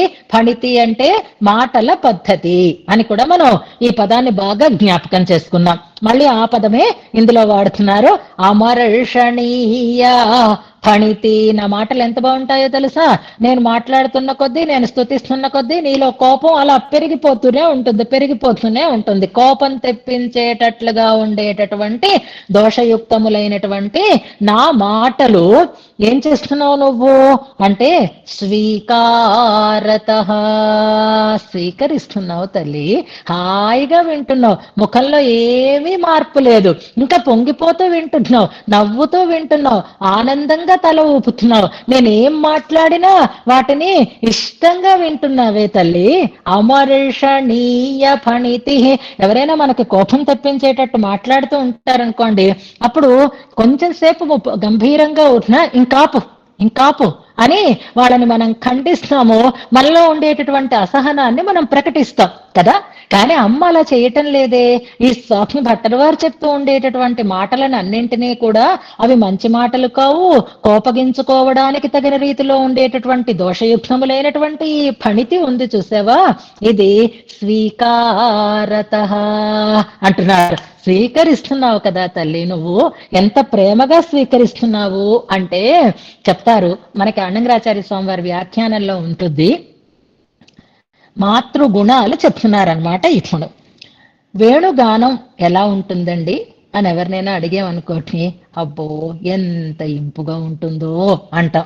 వీణాగానం ఎలా ఉంటుందండి అని అడిగామనుకోండి, ఎంత సుస్వరంగా ఎంత వినసొంపుగా ఉంటుందో, అమృతం పోసినట్లుగా ఉంటుంది అని అంటారట. వేణుగానం బాగుంటుందా అంటే, అబ్బో చాలా బాగుంటుంది. వీణాగానం బాగుంటుందా, వీణాధ్వని బాగుంటుందా, ఓ చాలా బాగుంటుంది. ఎవరంటున్నారు అలాగా? అంటున్న వాళ్ళని ఒకసారి చూపించండి అంటే వీళ్ళు అంటున్నారండి. వీళ్ళేంటి అందరూ అలాగే అనుకుంటారు. లక్ష్మి అంటే అలా అనేవాళ్ళు ఎవరో తెలుసా? అలా అనేవాళ్ళు తమ ముద్దు బిడ్డల ముద్దు మాటలు వినని వాళ్ళు అలా అంటారు. చాలా అందమైనటువంటి ఒక కొటేషన్ ఉంటుంది. కుశల్ ఇనుదు, యాష్ ఇనుదు ఎన్బర్. కుశల్ అంటే వేణువు, ఈనిదు శ్రావ్యంగా ఉంటుంది, యాష్ అంటే వీణ, ఈనిదు శ్రావ్యంగా ఉంటుంది, ఇంపుగా ఉంటుంది, ఎన్బర్ అంటారు. ఎవరంటారు? ఎవరికి అవి ఇంపుగా వినిపిస్తాయి అనంటే తమ్ మక్కళ్ మழலைச்சொல் కేళాదవర్. తమ పిల్లల యొక్క ముద్దు మాటలు ఎవరైతే వినకుండా ఉంటున్నారో వాళ్ళకి వీణాగానం కానీ వేణుగానం కానీ శ్రావ్యంగా అనిపిస్తుంది. కాకపోతే ఆ ముద్దు బిడ్డల ముద్దు మాటలు వినడం వాళ్ళకి ఆ వేణుగానం కంటే వీణాగానం కంటే ఇంపుగా వినిపించేది ఏది అంటే తమ పిల్లల యొక్క ముద్దు మాటలన్నమాట. ఆ ముద్దు మాటలు విన్న తర్వాత మిగిలినది ఏది ఇంపుగా అనిపించదు. చంటి పిల్లల్ని పెంచుతున్నవారు, మనవాళ్ళని పొందినటువంటి వారు ఇప్పుడు ఆనందాన్ని అనుభవిస్తూనే ఉంటారు కదా. ఏమీ మాట్లాడరు, వాళ్ళు అంటారు అంతే. చక్కగా నవ్వుతారు. ఆ నవ్వులో ఉండేటటువంటి ఆ ధ్వని ఒక్కసారి వినండి. ఆ బోర్ని వీడియోలు తీసుకొని అందరికీ షేర్ చేసుకుంటూ ఉంటాం. అందులో ఏమైనా ఒక అర్థం ఉందా? అందులో ఏదైనా ఒక శబ్దం ఉందా? అందులో ఏదైనా ఒక గాంభీర్యం ఉందా? కాదు. కానీ ఆ ధ్వని అంత ఇంపుగా ఉంటే, ఆ నవ్వే చెవులలో అలా ప్రతిధ్వనిస్తూ ఉంటే ఇంకేదైనా చెవికి ఇంపుగా అనిపిస్తుందా? అనిపించదు కదా. అది అందరికీ అనుభవంలో ఉన్నదే కదా. ఇంకా వాళ్ళు మాట్లాడుతూ ఉంటే ఉండేటటువంటి ఆ ఇంపు, ఆ శ్రావ్యత మరి దేంట్లోనూ ఉండదు. అలాగే అమ్మవారు కూడా మనం ఎలా మాట్లాడినా ఎలా చెప్పినా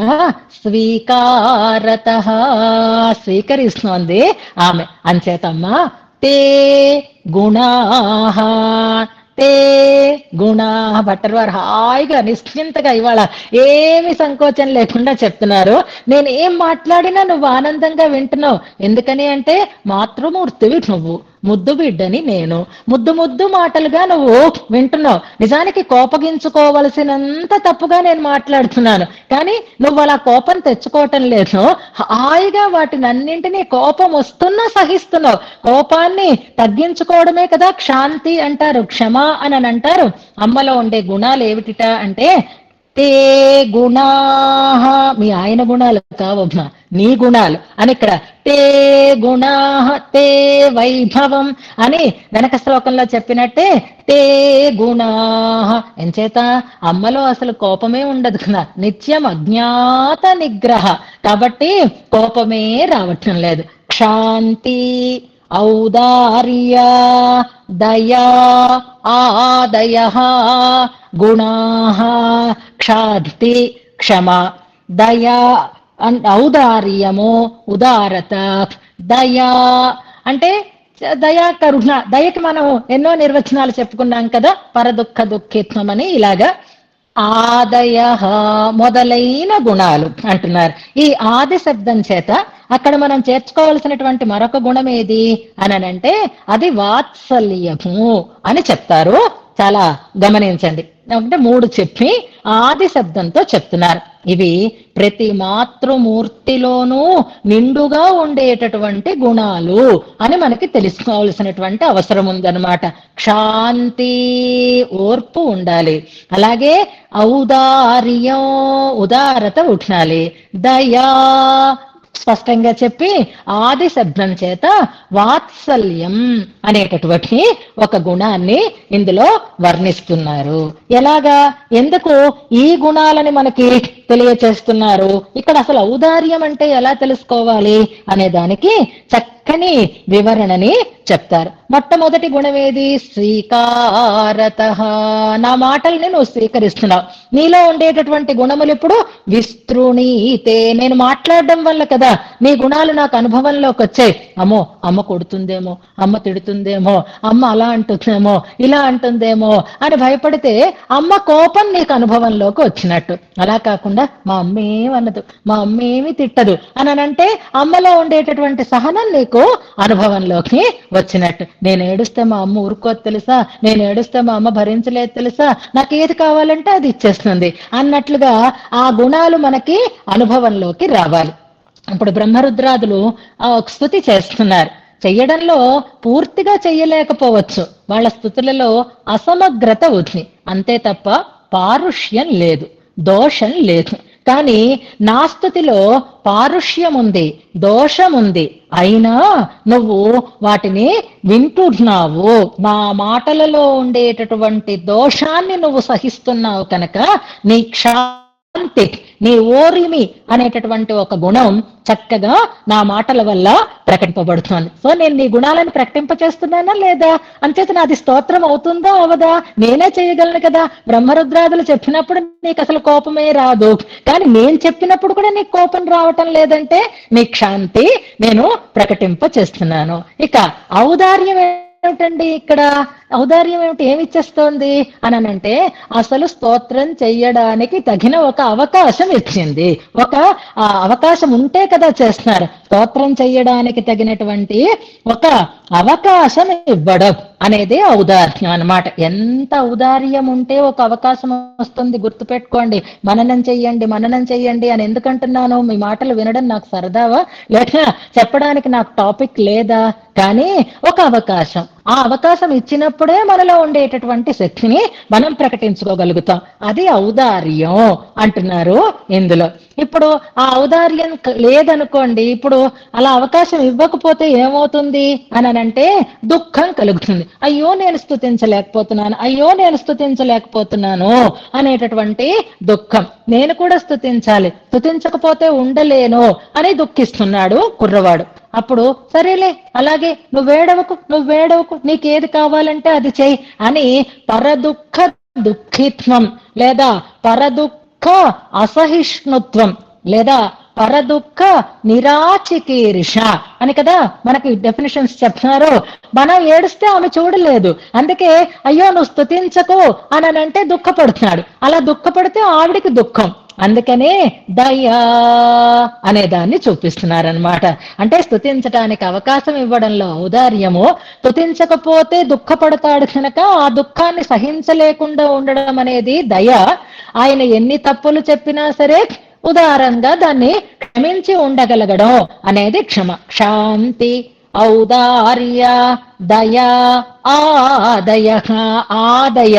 ఇప్పుడు ఆది శబ్దం చేత వాత్సల్యం అనే గుణాన్ని చెప్పాలి అంటారు. ఎంచేత అంటే ఆ తల్లికి ఎంత ప్రేమ ఉంటుంది అంటే, ఈ వాత్సల్యానికి క్షాంతికి తేడా ఏమిటి అంటే ఓర్పు దోషాన్ని దోషంగా గుర్తించి మాట్లాడకుండా సహించి ఉండడం. వాత్సల్యం అంటే దోషాన్ని ఇష్టంగా స్వీకరించడం, దోష భోగ్యత అంటారు కదా.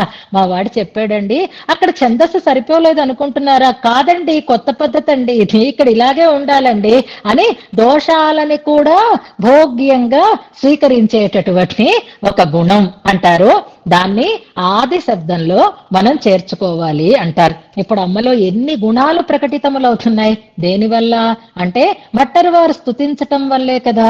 అంటే స్తోత అంటే ఎవరు, స్తుతింపబడే వారిలో ఉండే గుణాలని విస్తరింప చేసేవాడు. ఈ లక్షణం ఇక్కడ మంచిగా సరిపోయింది కనుక అమ్మా స్తుతి ధురా మయ్యేవ విశ్రామ్యతే. మిగిలిన వాళ్ళు నాకంటే తక్కువ వాళ్ళు మరెవరూ లేరు కాబట్టి మిగిలిన వాళ్ళెవ్వరూ నీలో ఈ గుణాలను ఇంతగా ప్రకటించటట్టు చెయ్యలేరమ్మా, నేనే చెయ్యగలుగుతున్నాను కాబట్టి నీ గుణాలు ఈ రకంగా చక్కగా విస్తృణీతములు అంటే వివరింపబడుతున్నాయి కాబట్టి అనుభవంలోకి వచ్చాయి, అందుకే వాటిని నేనే చెప్పగలుగుతాను అని. దయాదయ తే గుణాః, నీ గుణములు ఏమవుతున్నాయి, స్వాం ప్రథాం ప్రశ్నువీరన్. స్వాం ఆయాయా గుణములకు ఉండేటటువంటి ఆయాయా ప్రథ అంటే ప్రసిద్ధి, వైభవము అని అర్థం. స్వాం ప్రథాం, ఓ దయంటే ఇదనమాట, శాంతి అంటే ఇదనమాట అని వాటికి ఉండేటటువంటి వైభవము, వాటికి ఉండేటటువంటి ప్రసిద్ధిని ప్రశ్నువీరన్ కలుగ చేసుకుంటున్నాయి, కలిగేటట్లుగా ఉన్నాయి అని అర్థం. అంటే ఇన్నాళ్ళు అమ్మలో ఉన్నాయి అవి, కానీ ఎలా ఉన్నాయి? అణిగి మణిగి ఉన్నాయి, ఎక్కడా ప్రకటితమయ్యేటటువంటి అవకాశం లేదు. ఇప్పుడు నేను వచ్చాను, స్తుతి చేస్తున్నాను, చేసేసరికల్లా నీలో ఉండేటటువంటి ఆ గుణాలు విజృంభిస్తున్నాయి. అంట ఏమిటలా విజృంభిస్తున్నావు అంటాం చూసారా? అంతవరకు అణిగిమణిగి ఉన్నవాళ్ళు ఒక్కసారి విజృంభిస్తే ఎలా ఉంటుందో అమ్మలో ఉన్నాయి, కానీ కనపడకుండా ఉన్నాయి ఈ గుణాలు.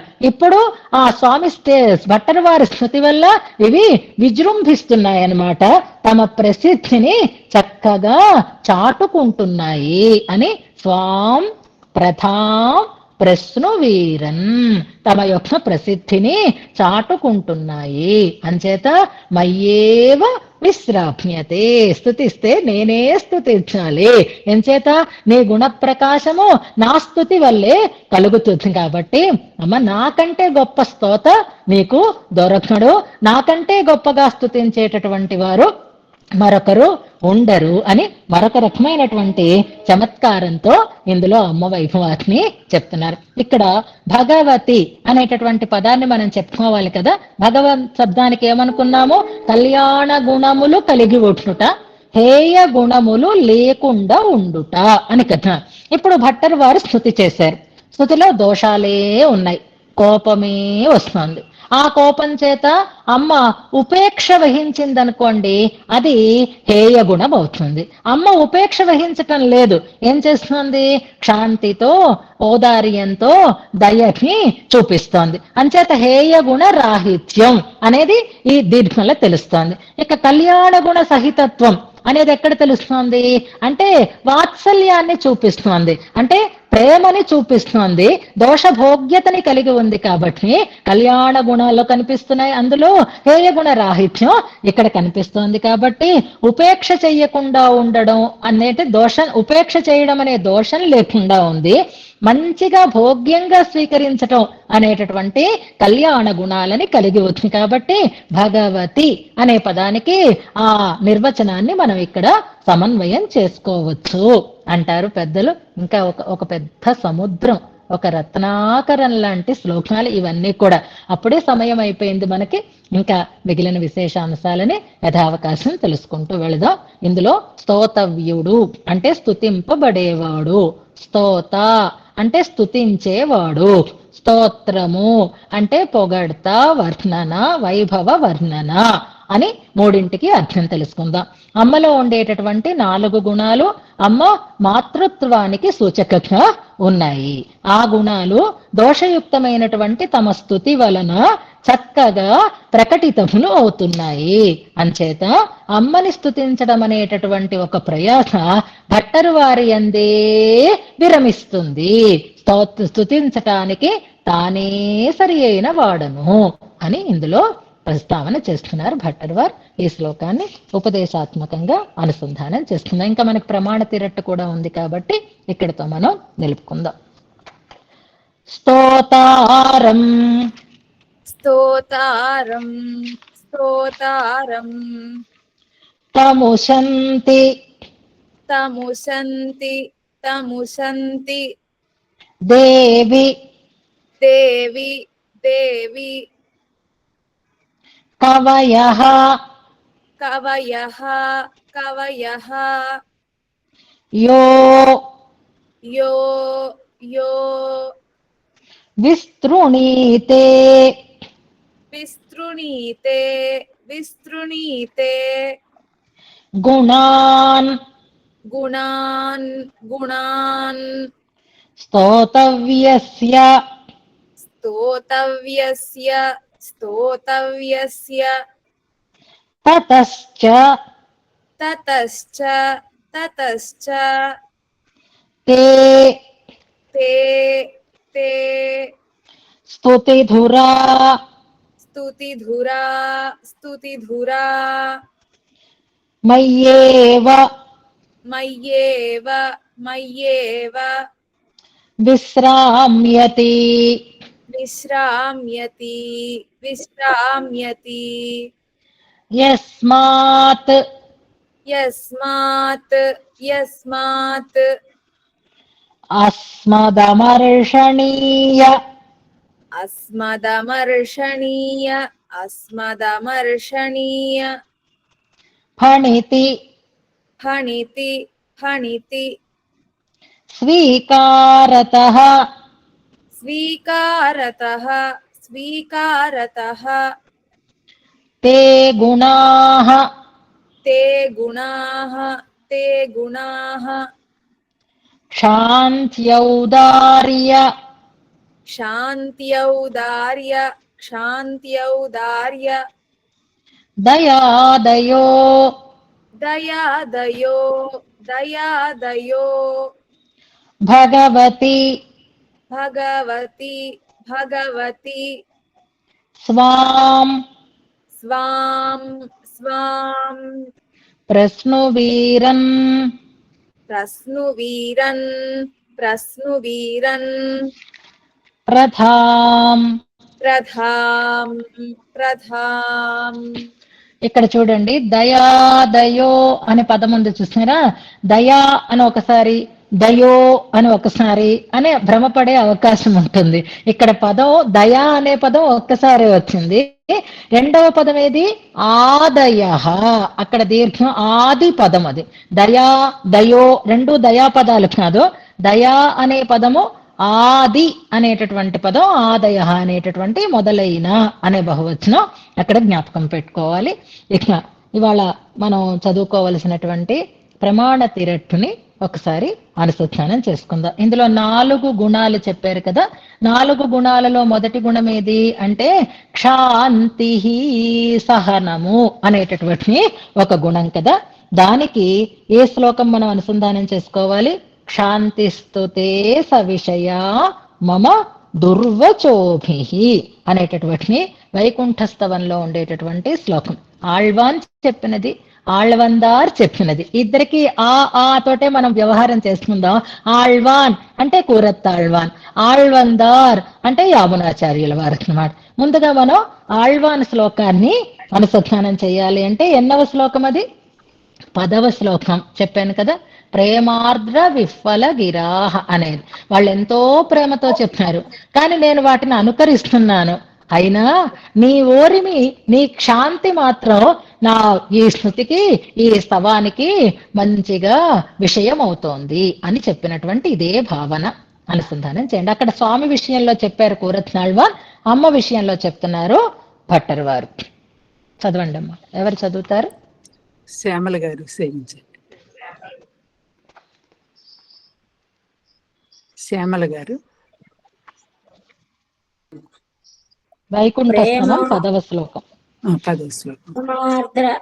విహ్వల గిరః పురుషాః పురాణాః త్వాం తుష్టూ మధురిపో మధురైర్వచోభిః వాచో విడంబికమిదం మమ నీచ వాచః శాంతిస్తుతే ప్రవిషయా మమ దుర్వచోభిః.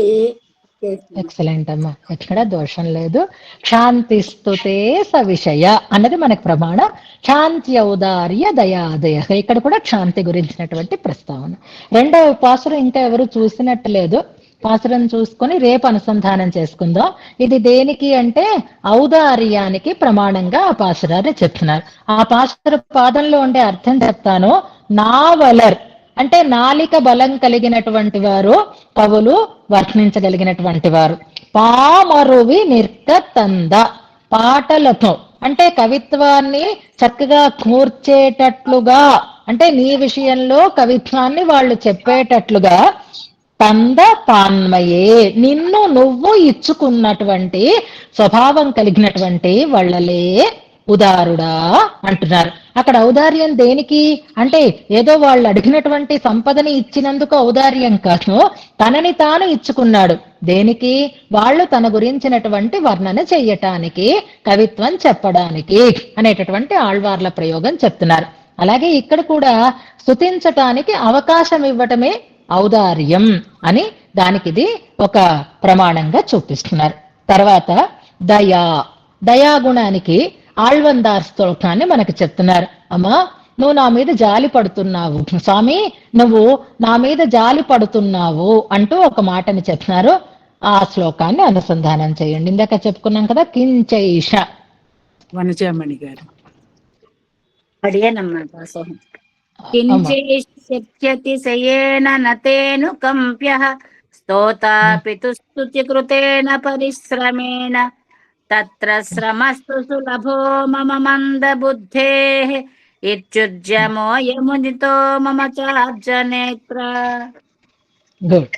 నువ్వు శక్తి అతిశయం ఉంది కనుక నా మీద నువ్వు దయ చూడు అని నేను అనటం లేదు.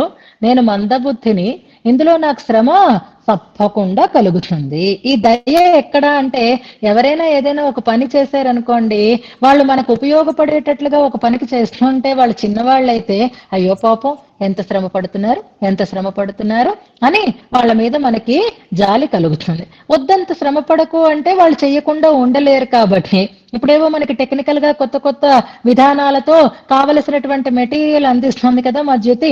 ఇప్పుడు దాన్ని చూసి చాలా శ్రమ పడుతున్నారు కానీ చాలా ఉపయోగంగా ఉన్నాయి అని అంటున్నాం. అది వాళ్ళు చెయ్యకపోతే ఉండలేరు, వాళ్ళు కష్టపడుతూ ఉంటే చూసి అయ్యో పాపం అని అనిపిస్తుంది. వద్దని నిషేధిస్తే దుఃఖపడతారు కాబట్టి వాళ్ళ దుఃఖం మనం సహించలేం. కాబట్టి ఆ దుఃఖాన్ని సహించలేక వాళ్ళ దుఃఖాన్ని ఉండకుండా ఉండడం కోసం అవకాశం, ఆ దుఃఖం కలుగుతుందేమో అని దయ ఇవిలో కలిగి పరదుఃఖ దుఃఖిత్వం అని అంటారు చూసారా. అలా వద్దు, వాళ్ళకి దుఃఖం అయితే మనకి దుఃఖం. అందుకని స్తుతి చెయ్యనివ్వకపోతే ఆయన దుఃఖపడతాడు. వద్దొద్దు. అందుకే శ్రమ పడుతున్నావు పాపం, ఎంత కష్టపడుతున్నారు అంటే, నన్ను కూడా అమ్మగారు అంత కష్టపడి చెప్పినా ఉంటే, కష్టపడి చెప్పడం కాదు, ఆ కష్టపడడంలోనే పడకపోతేనే అది దుఃఖం అన్నమాట.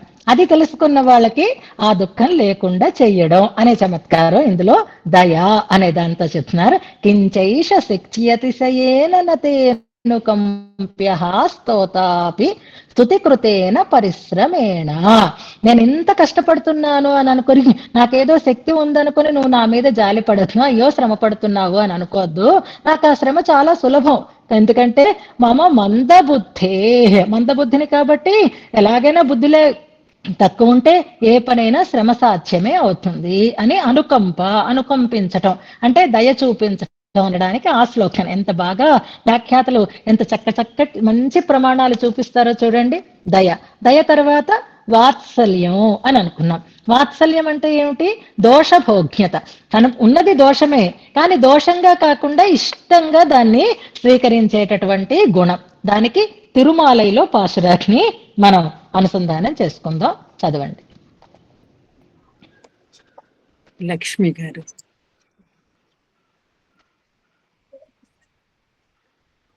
లక్ష్మి గారు.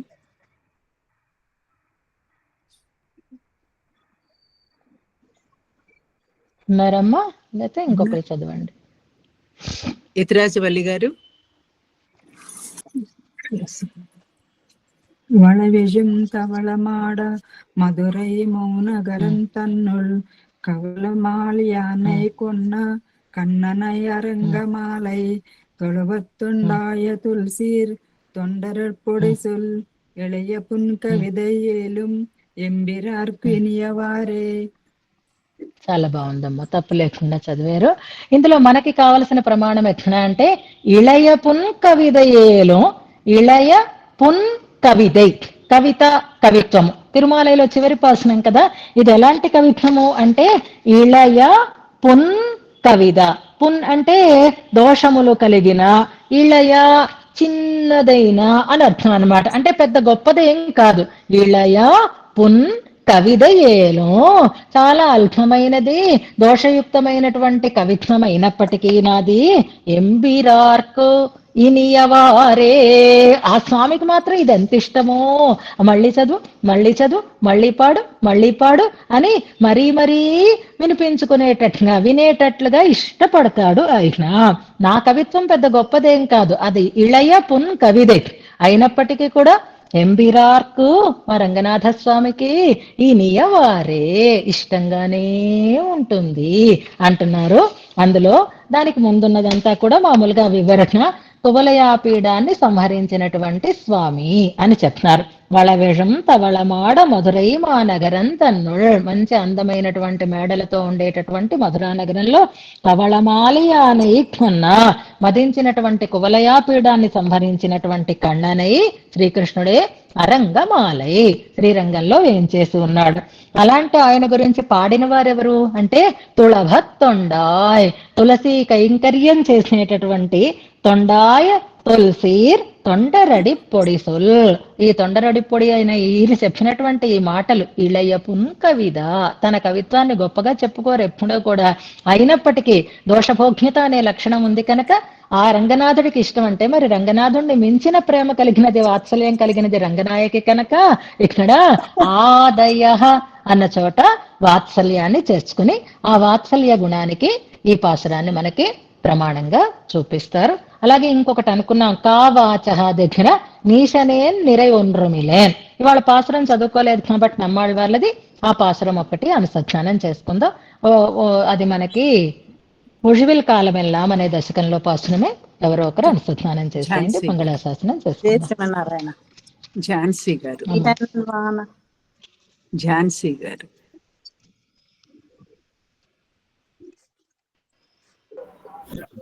అడిగాను దాసు అమ్మా. నేను శ్రీస్థానంలో స్వరూప గారు, స్వరూప గారు మీరు సేవించండి.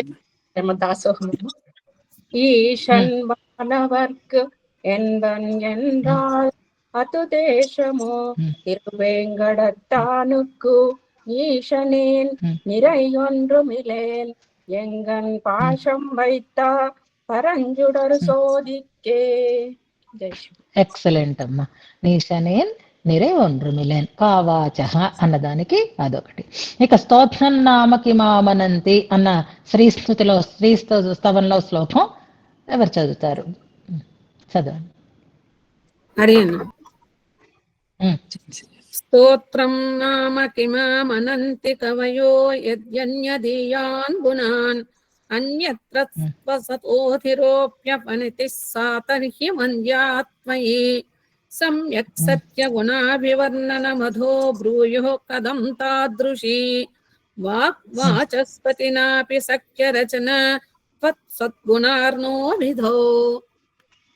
గుడ్, చక్కగా చదివారు, తప్పులు లేకుండా. ఈ రెండు శ్లోకాలు ఎప్పుడూ గుర్తుపెట్టుకోవాలి. స్తోత్రం అంటే నిర్వచనం ఆళ్వాన్ ఇచ్చారు, స్తోత అంటే నిర్వచనం భట్టర్ వారు ఇచ్చారు. ఈ రెండు శ్లోకాలు చక్కగా మనం అర్థం చేసుకుంటూ ఎప్పుడు రిఫరెన్స్ చేసుకునేటటువంటి శ్లోకాల కింద జ్ఞాపకం పెట్టుకుంటూ మనం ఈనాటి వ్యాసంగాన్ని మంగళాశాసనంతో పరిపూర్ణం చేసుకుందాం. ఆ పాశురాలు రెండింటిని వెతికి పెట్టండి. నావలర్ పామరువి నిర్కత్తంద అనేటటువంటి పాశురం ఒకటి, అలాగే పిరయేరు సెడయానం పిరమనం ఇందిరనం అనేటటువంటి పాదాలు కలిగిన పాశురాలని ఒక్కసారి చూసి రేపు అనుసంధానం చేసుకుందాం.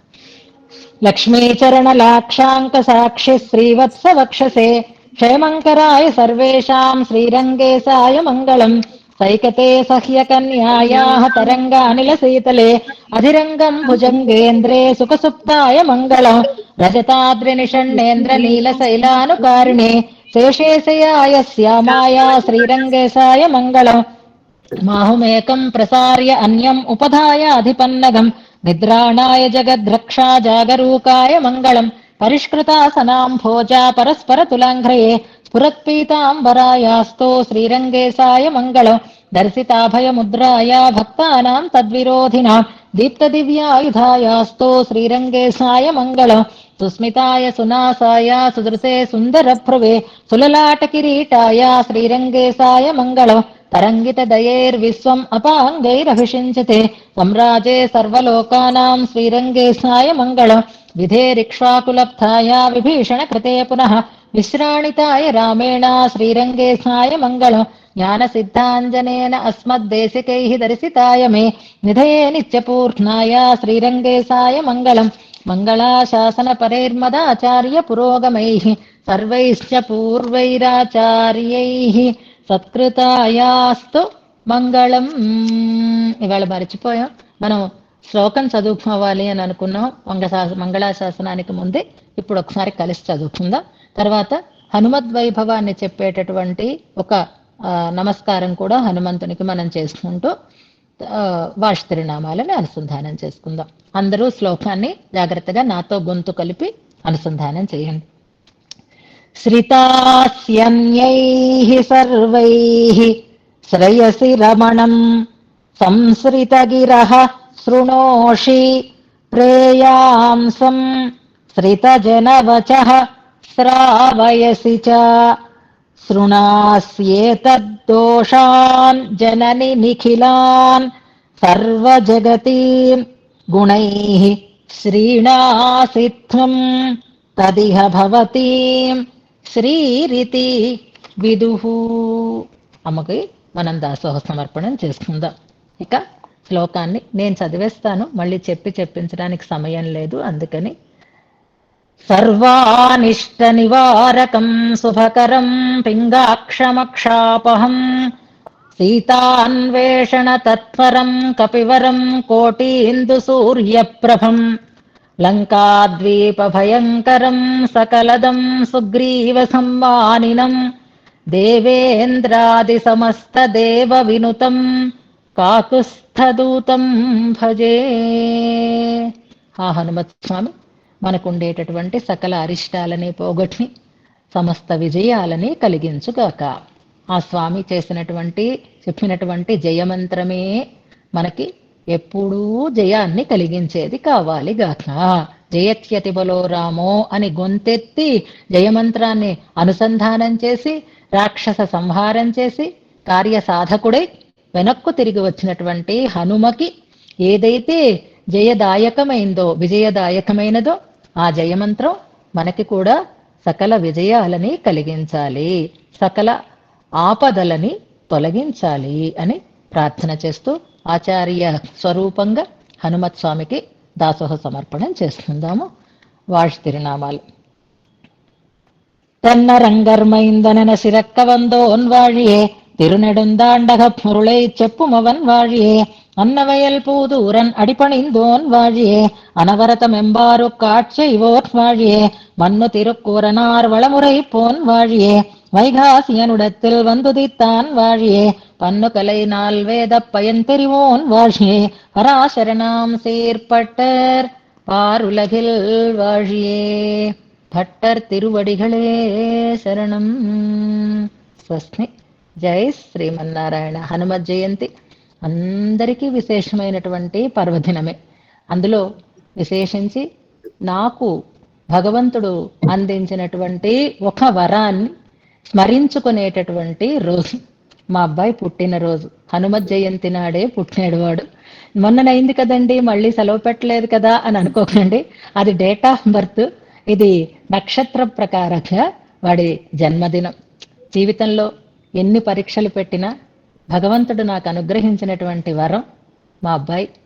వాడు ఎప్పుడు ఆయురారోగ్య ఐశ్వర్యాలతో ఆనందమయంగా జీవితాన్ని గడిపేటట్లుగా అనుగ్రహించమని విశేషించి హనుమత్ స్వామిని ప్రార్థన చేసుకుంటూ గోష్ఠి వారందరూ కూడా వాడికి మంగళాశాసనం చెయ్యాలి అని ప్రార్థన చేస్తున్నాను. నా ఊపిరి, నా జీవనానికి ఆధారం వాడే. అప్పటి నుంచి ఇప్పటి నుంచి ఎప్పటికీ కూడా వాడు ఆనందంగా ఉంటేనే నేను ఆనందంగా ఉంటాను.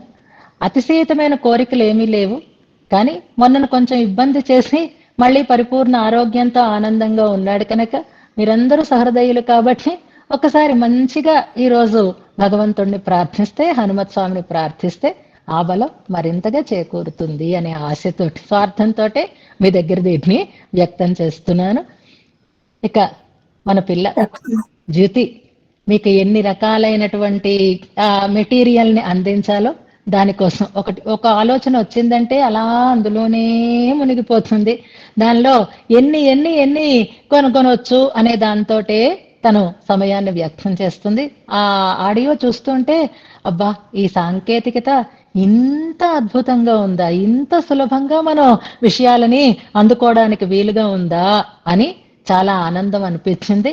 గోష్ఠి వారికి చక్కగా ఉపయోగకరంగా ఉండేటట్లుగా పని చేయాలి అనేటటువంటి భావమే తప్ప అతిశయం ఎప్పుడూ లేదు, ఉండదు కూడా. అది ఒక్కొక్కటి గోష్ఠి వారికి ఉపయోగకరంగా ఉంటుంది అంటే పర్మిషన్ తీసుకుని దాన్ని షేర్ చేస్తోంది.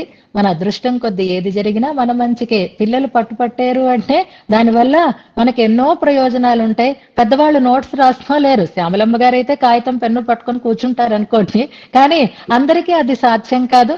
ఒక 5 నిమిషాలు, ఒక గంట పాఠం వింటే ఒక 5 నిమిషాల్లో దాని సారమంతా అద్భుతంగా మనకి అందిపోతుంది. మనం నోట్ చేసి పెట్టుకోవాలి అంటే చక్కటి పీడిఎఫ్, మనకి చక్కటి డ్రాఫ్ట్ మనకి వచ్చేటట్లుగా మనం ఈ సాంకేతికతని వినియోగించుకోగలుగుతున్నాం. ఆ రకంగా ప్రయత్నం చేస్తున్నందుకు ఆ పిల్లని కూడా నేను మనసారా మంగళాశాసనం చేస్తున్నాను. ఇప్పుడు ఇద్దరూ కూడా కన్ఫ్యూజ్ అయిపోతున్నారు. ఇప్పుడు ఇలా చిన్న చిన్న ఈ నోట్స్ కానీ లేదా ఈ ఆడియో కానీ ఎప్పుడు పెట్టాలి?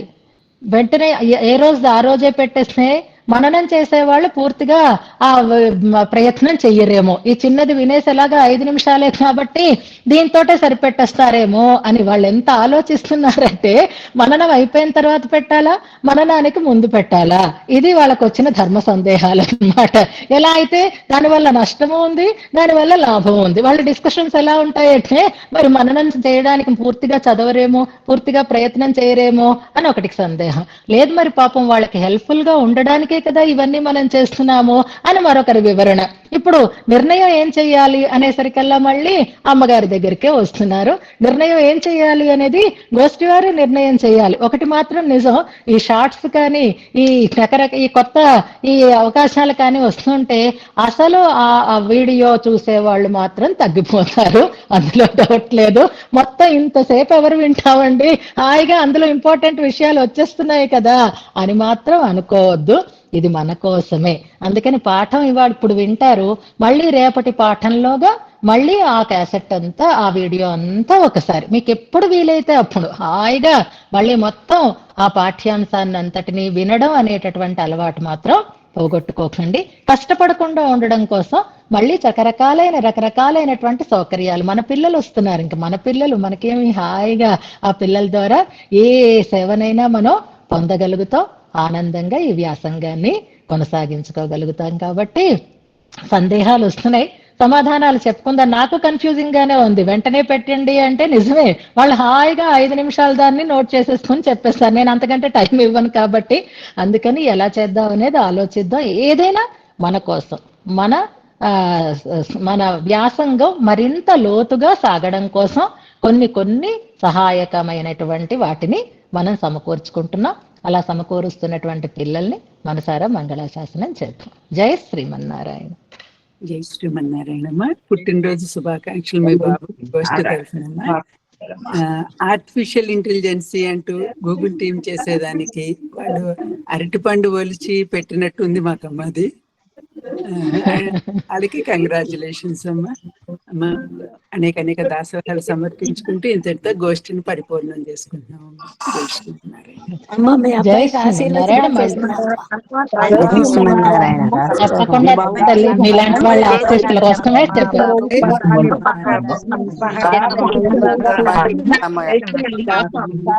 జై శ్రీమన్నారాయణ. రేపు మళ్ళీ యథాసమయం మన గోష్ఠిని కొనసాగించుకుందాం.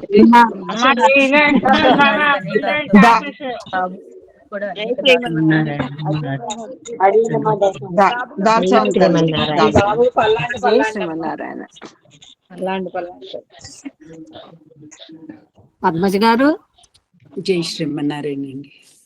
రేపు మననం చేయమంటారా? లేదండి, పేరు రాసుకుంటున్నానండి. ఇద్దరు పోటీగా ఉన్నారు, ఝాన్సీ గారు ఇద్దరు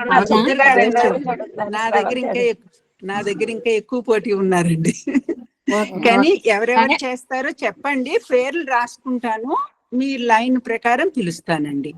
రేపు సుమతి గారికి ఇస్తున్నానండి. జై శ్రీమన్నారాయణ. సుమతి గారికి అండి రేపు.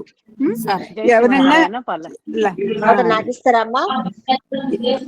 శనివారం నాకు ఇవ్వండి పద్మజ గారు. ఎవరండి? శ్రవంతి. జై శ్రీమన్నారాయణ. శ్రవంతి మీ పేరు రాస్తున్నాను. నా పేరు కూడా ఒకసారి రాసుకున్నమ్మా. 4 పేర్లు ఇవ్వండి.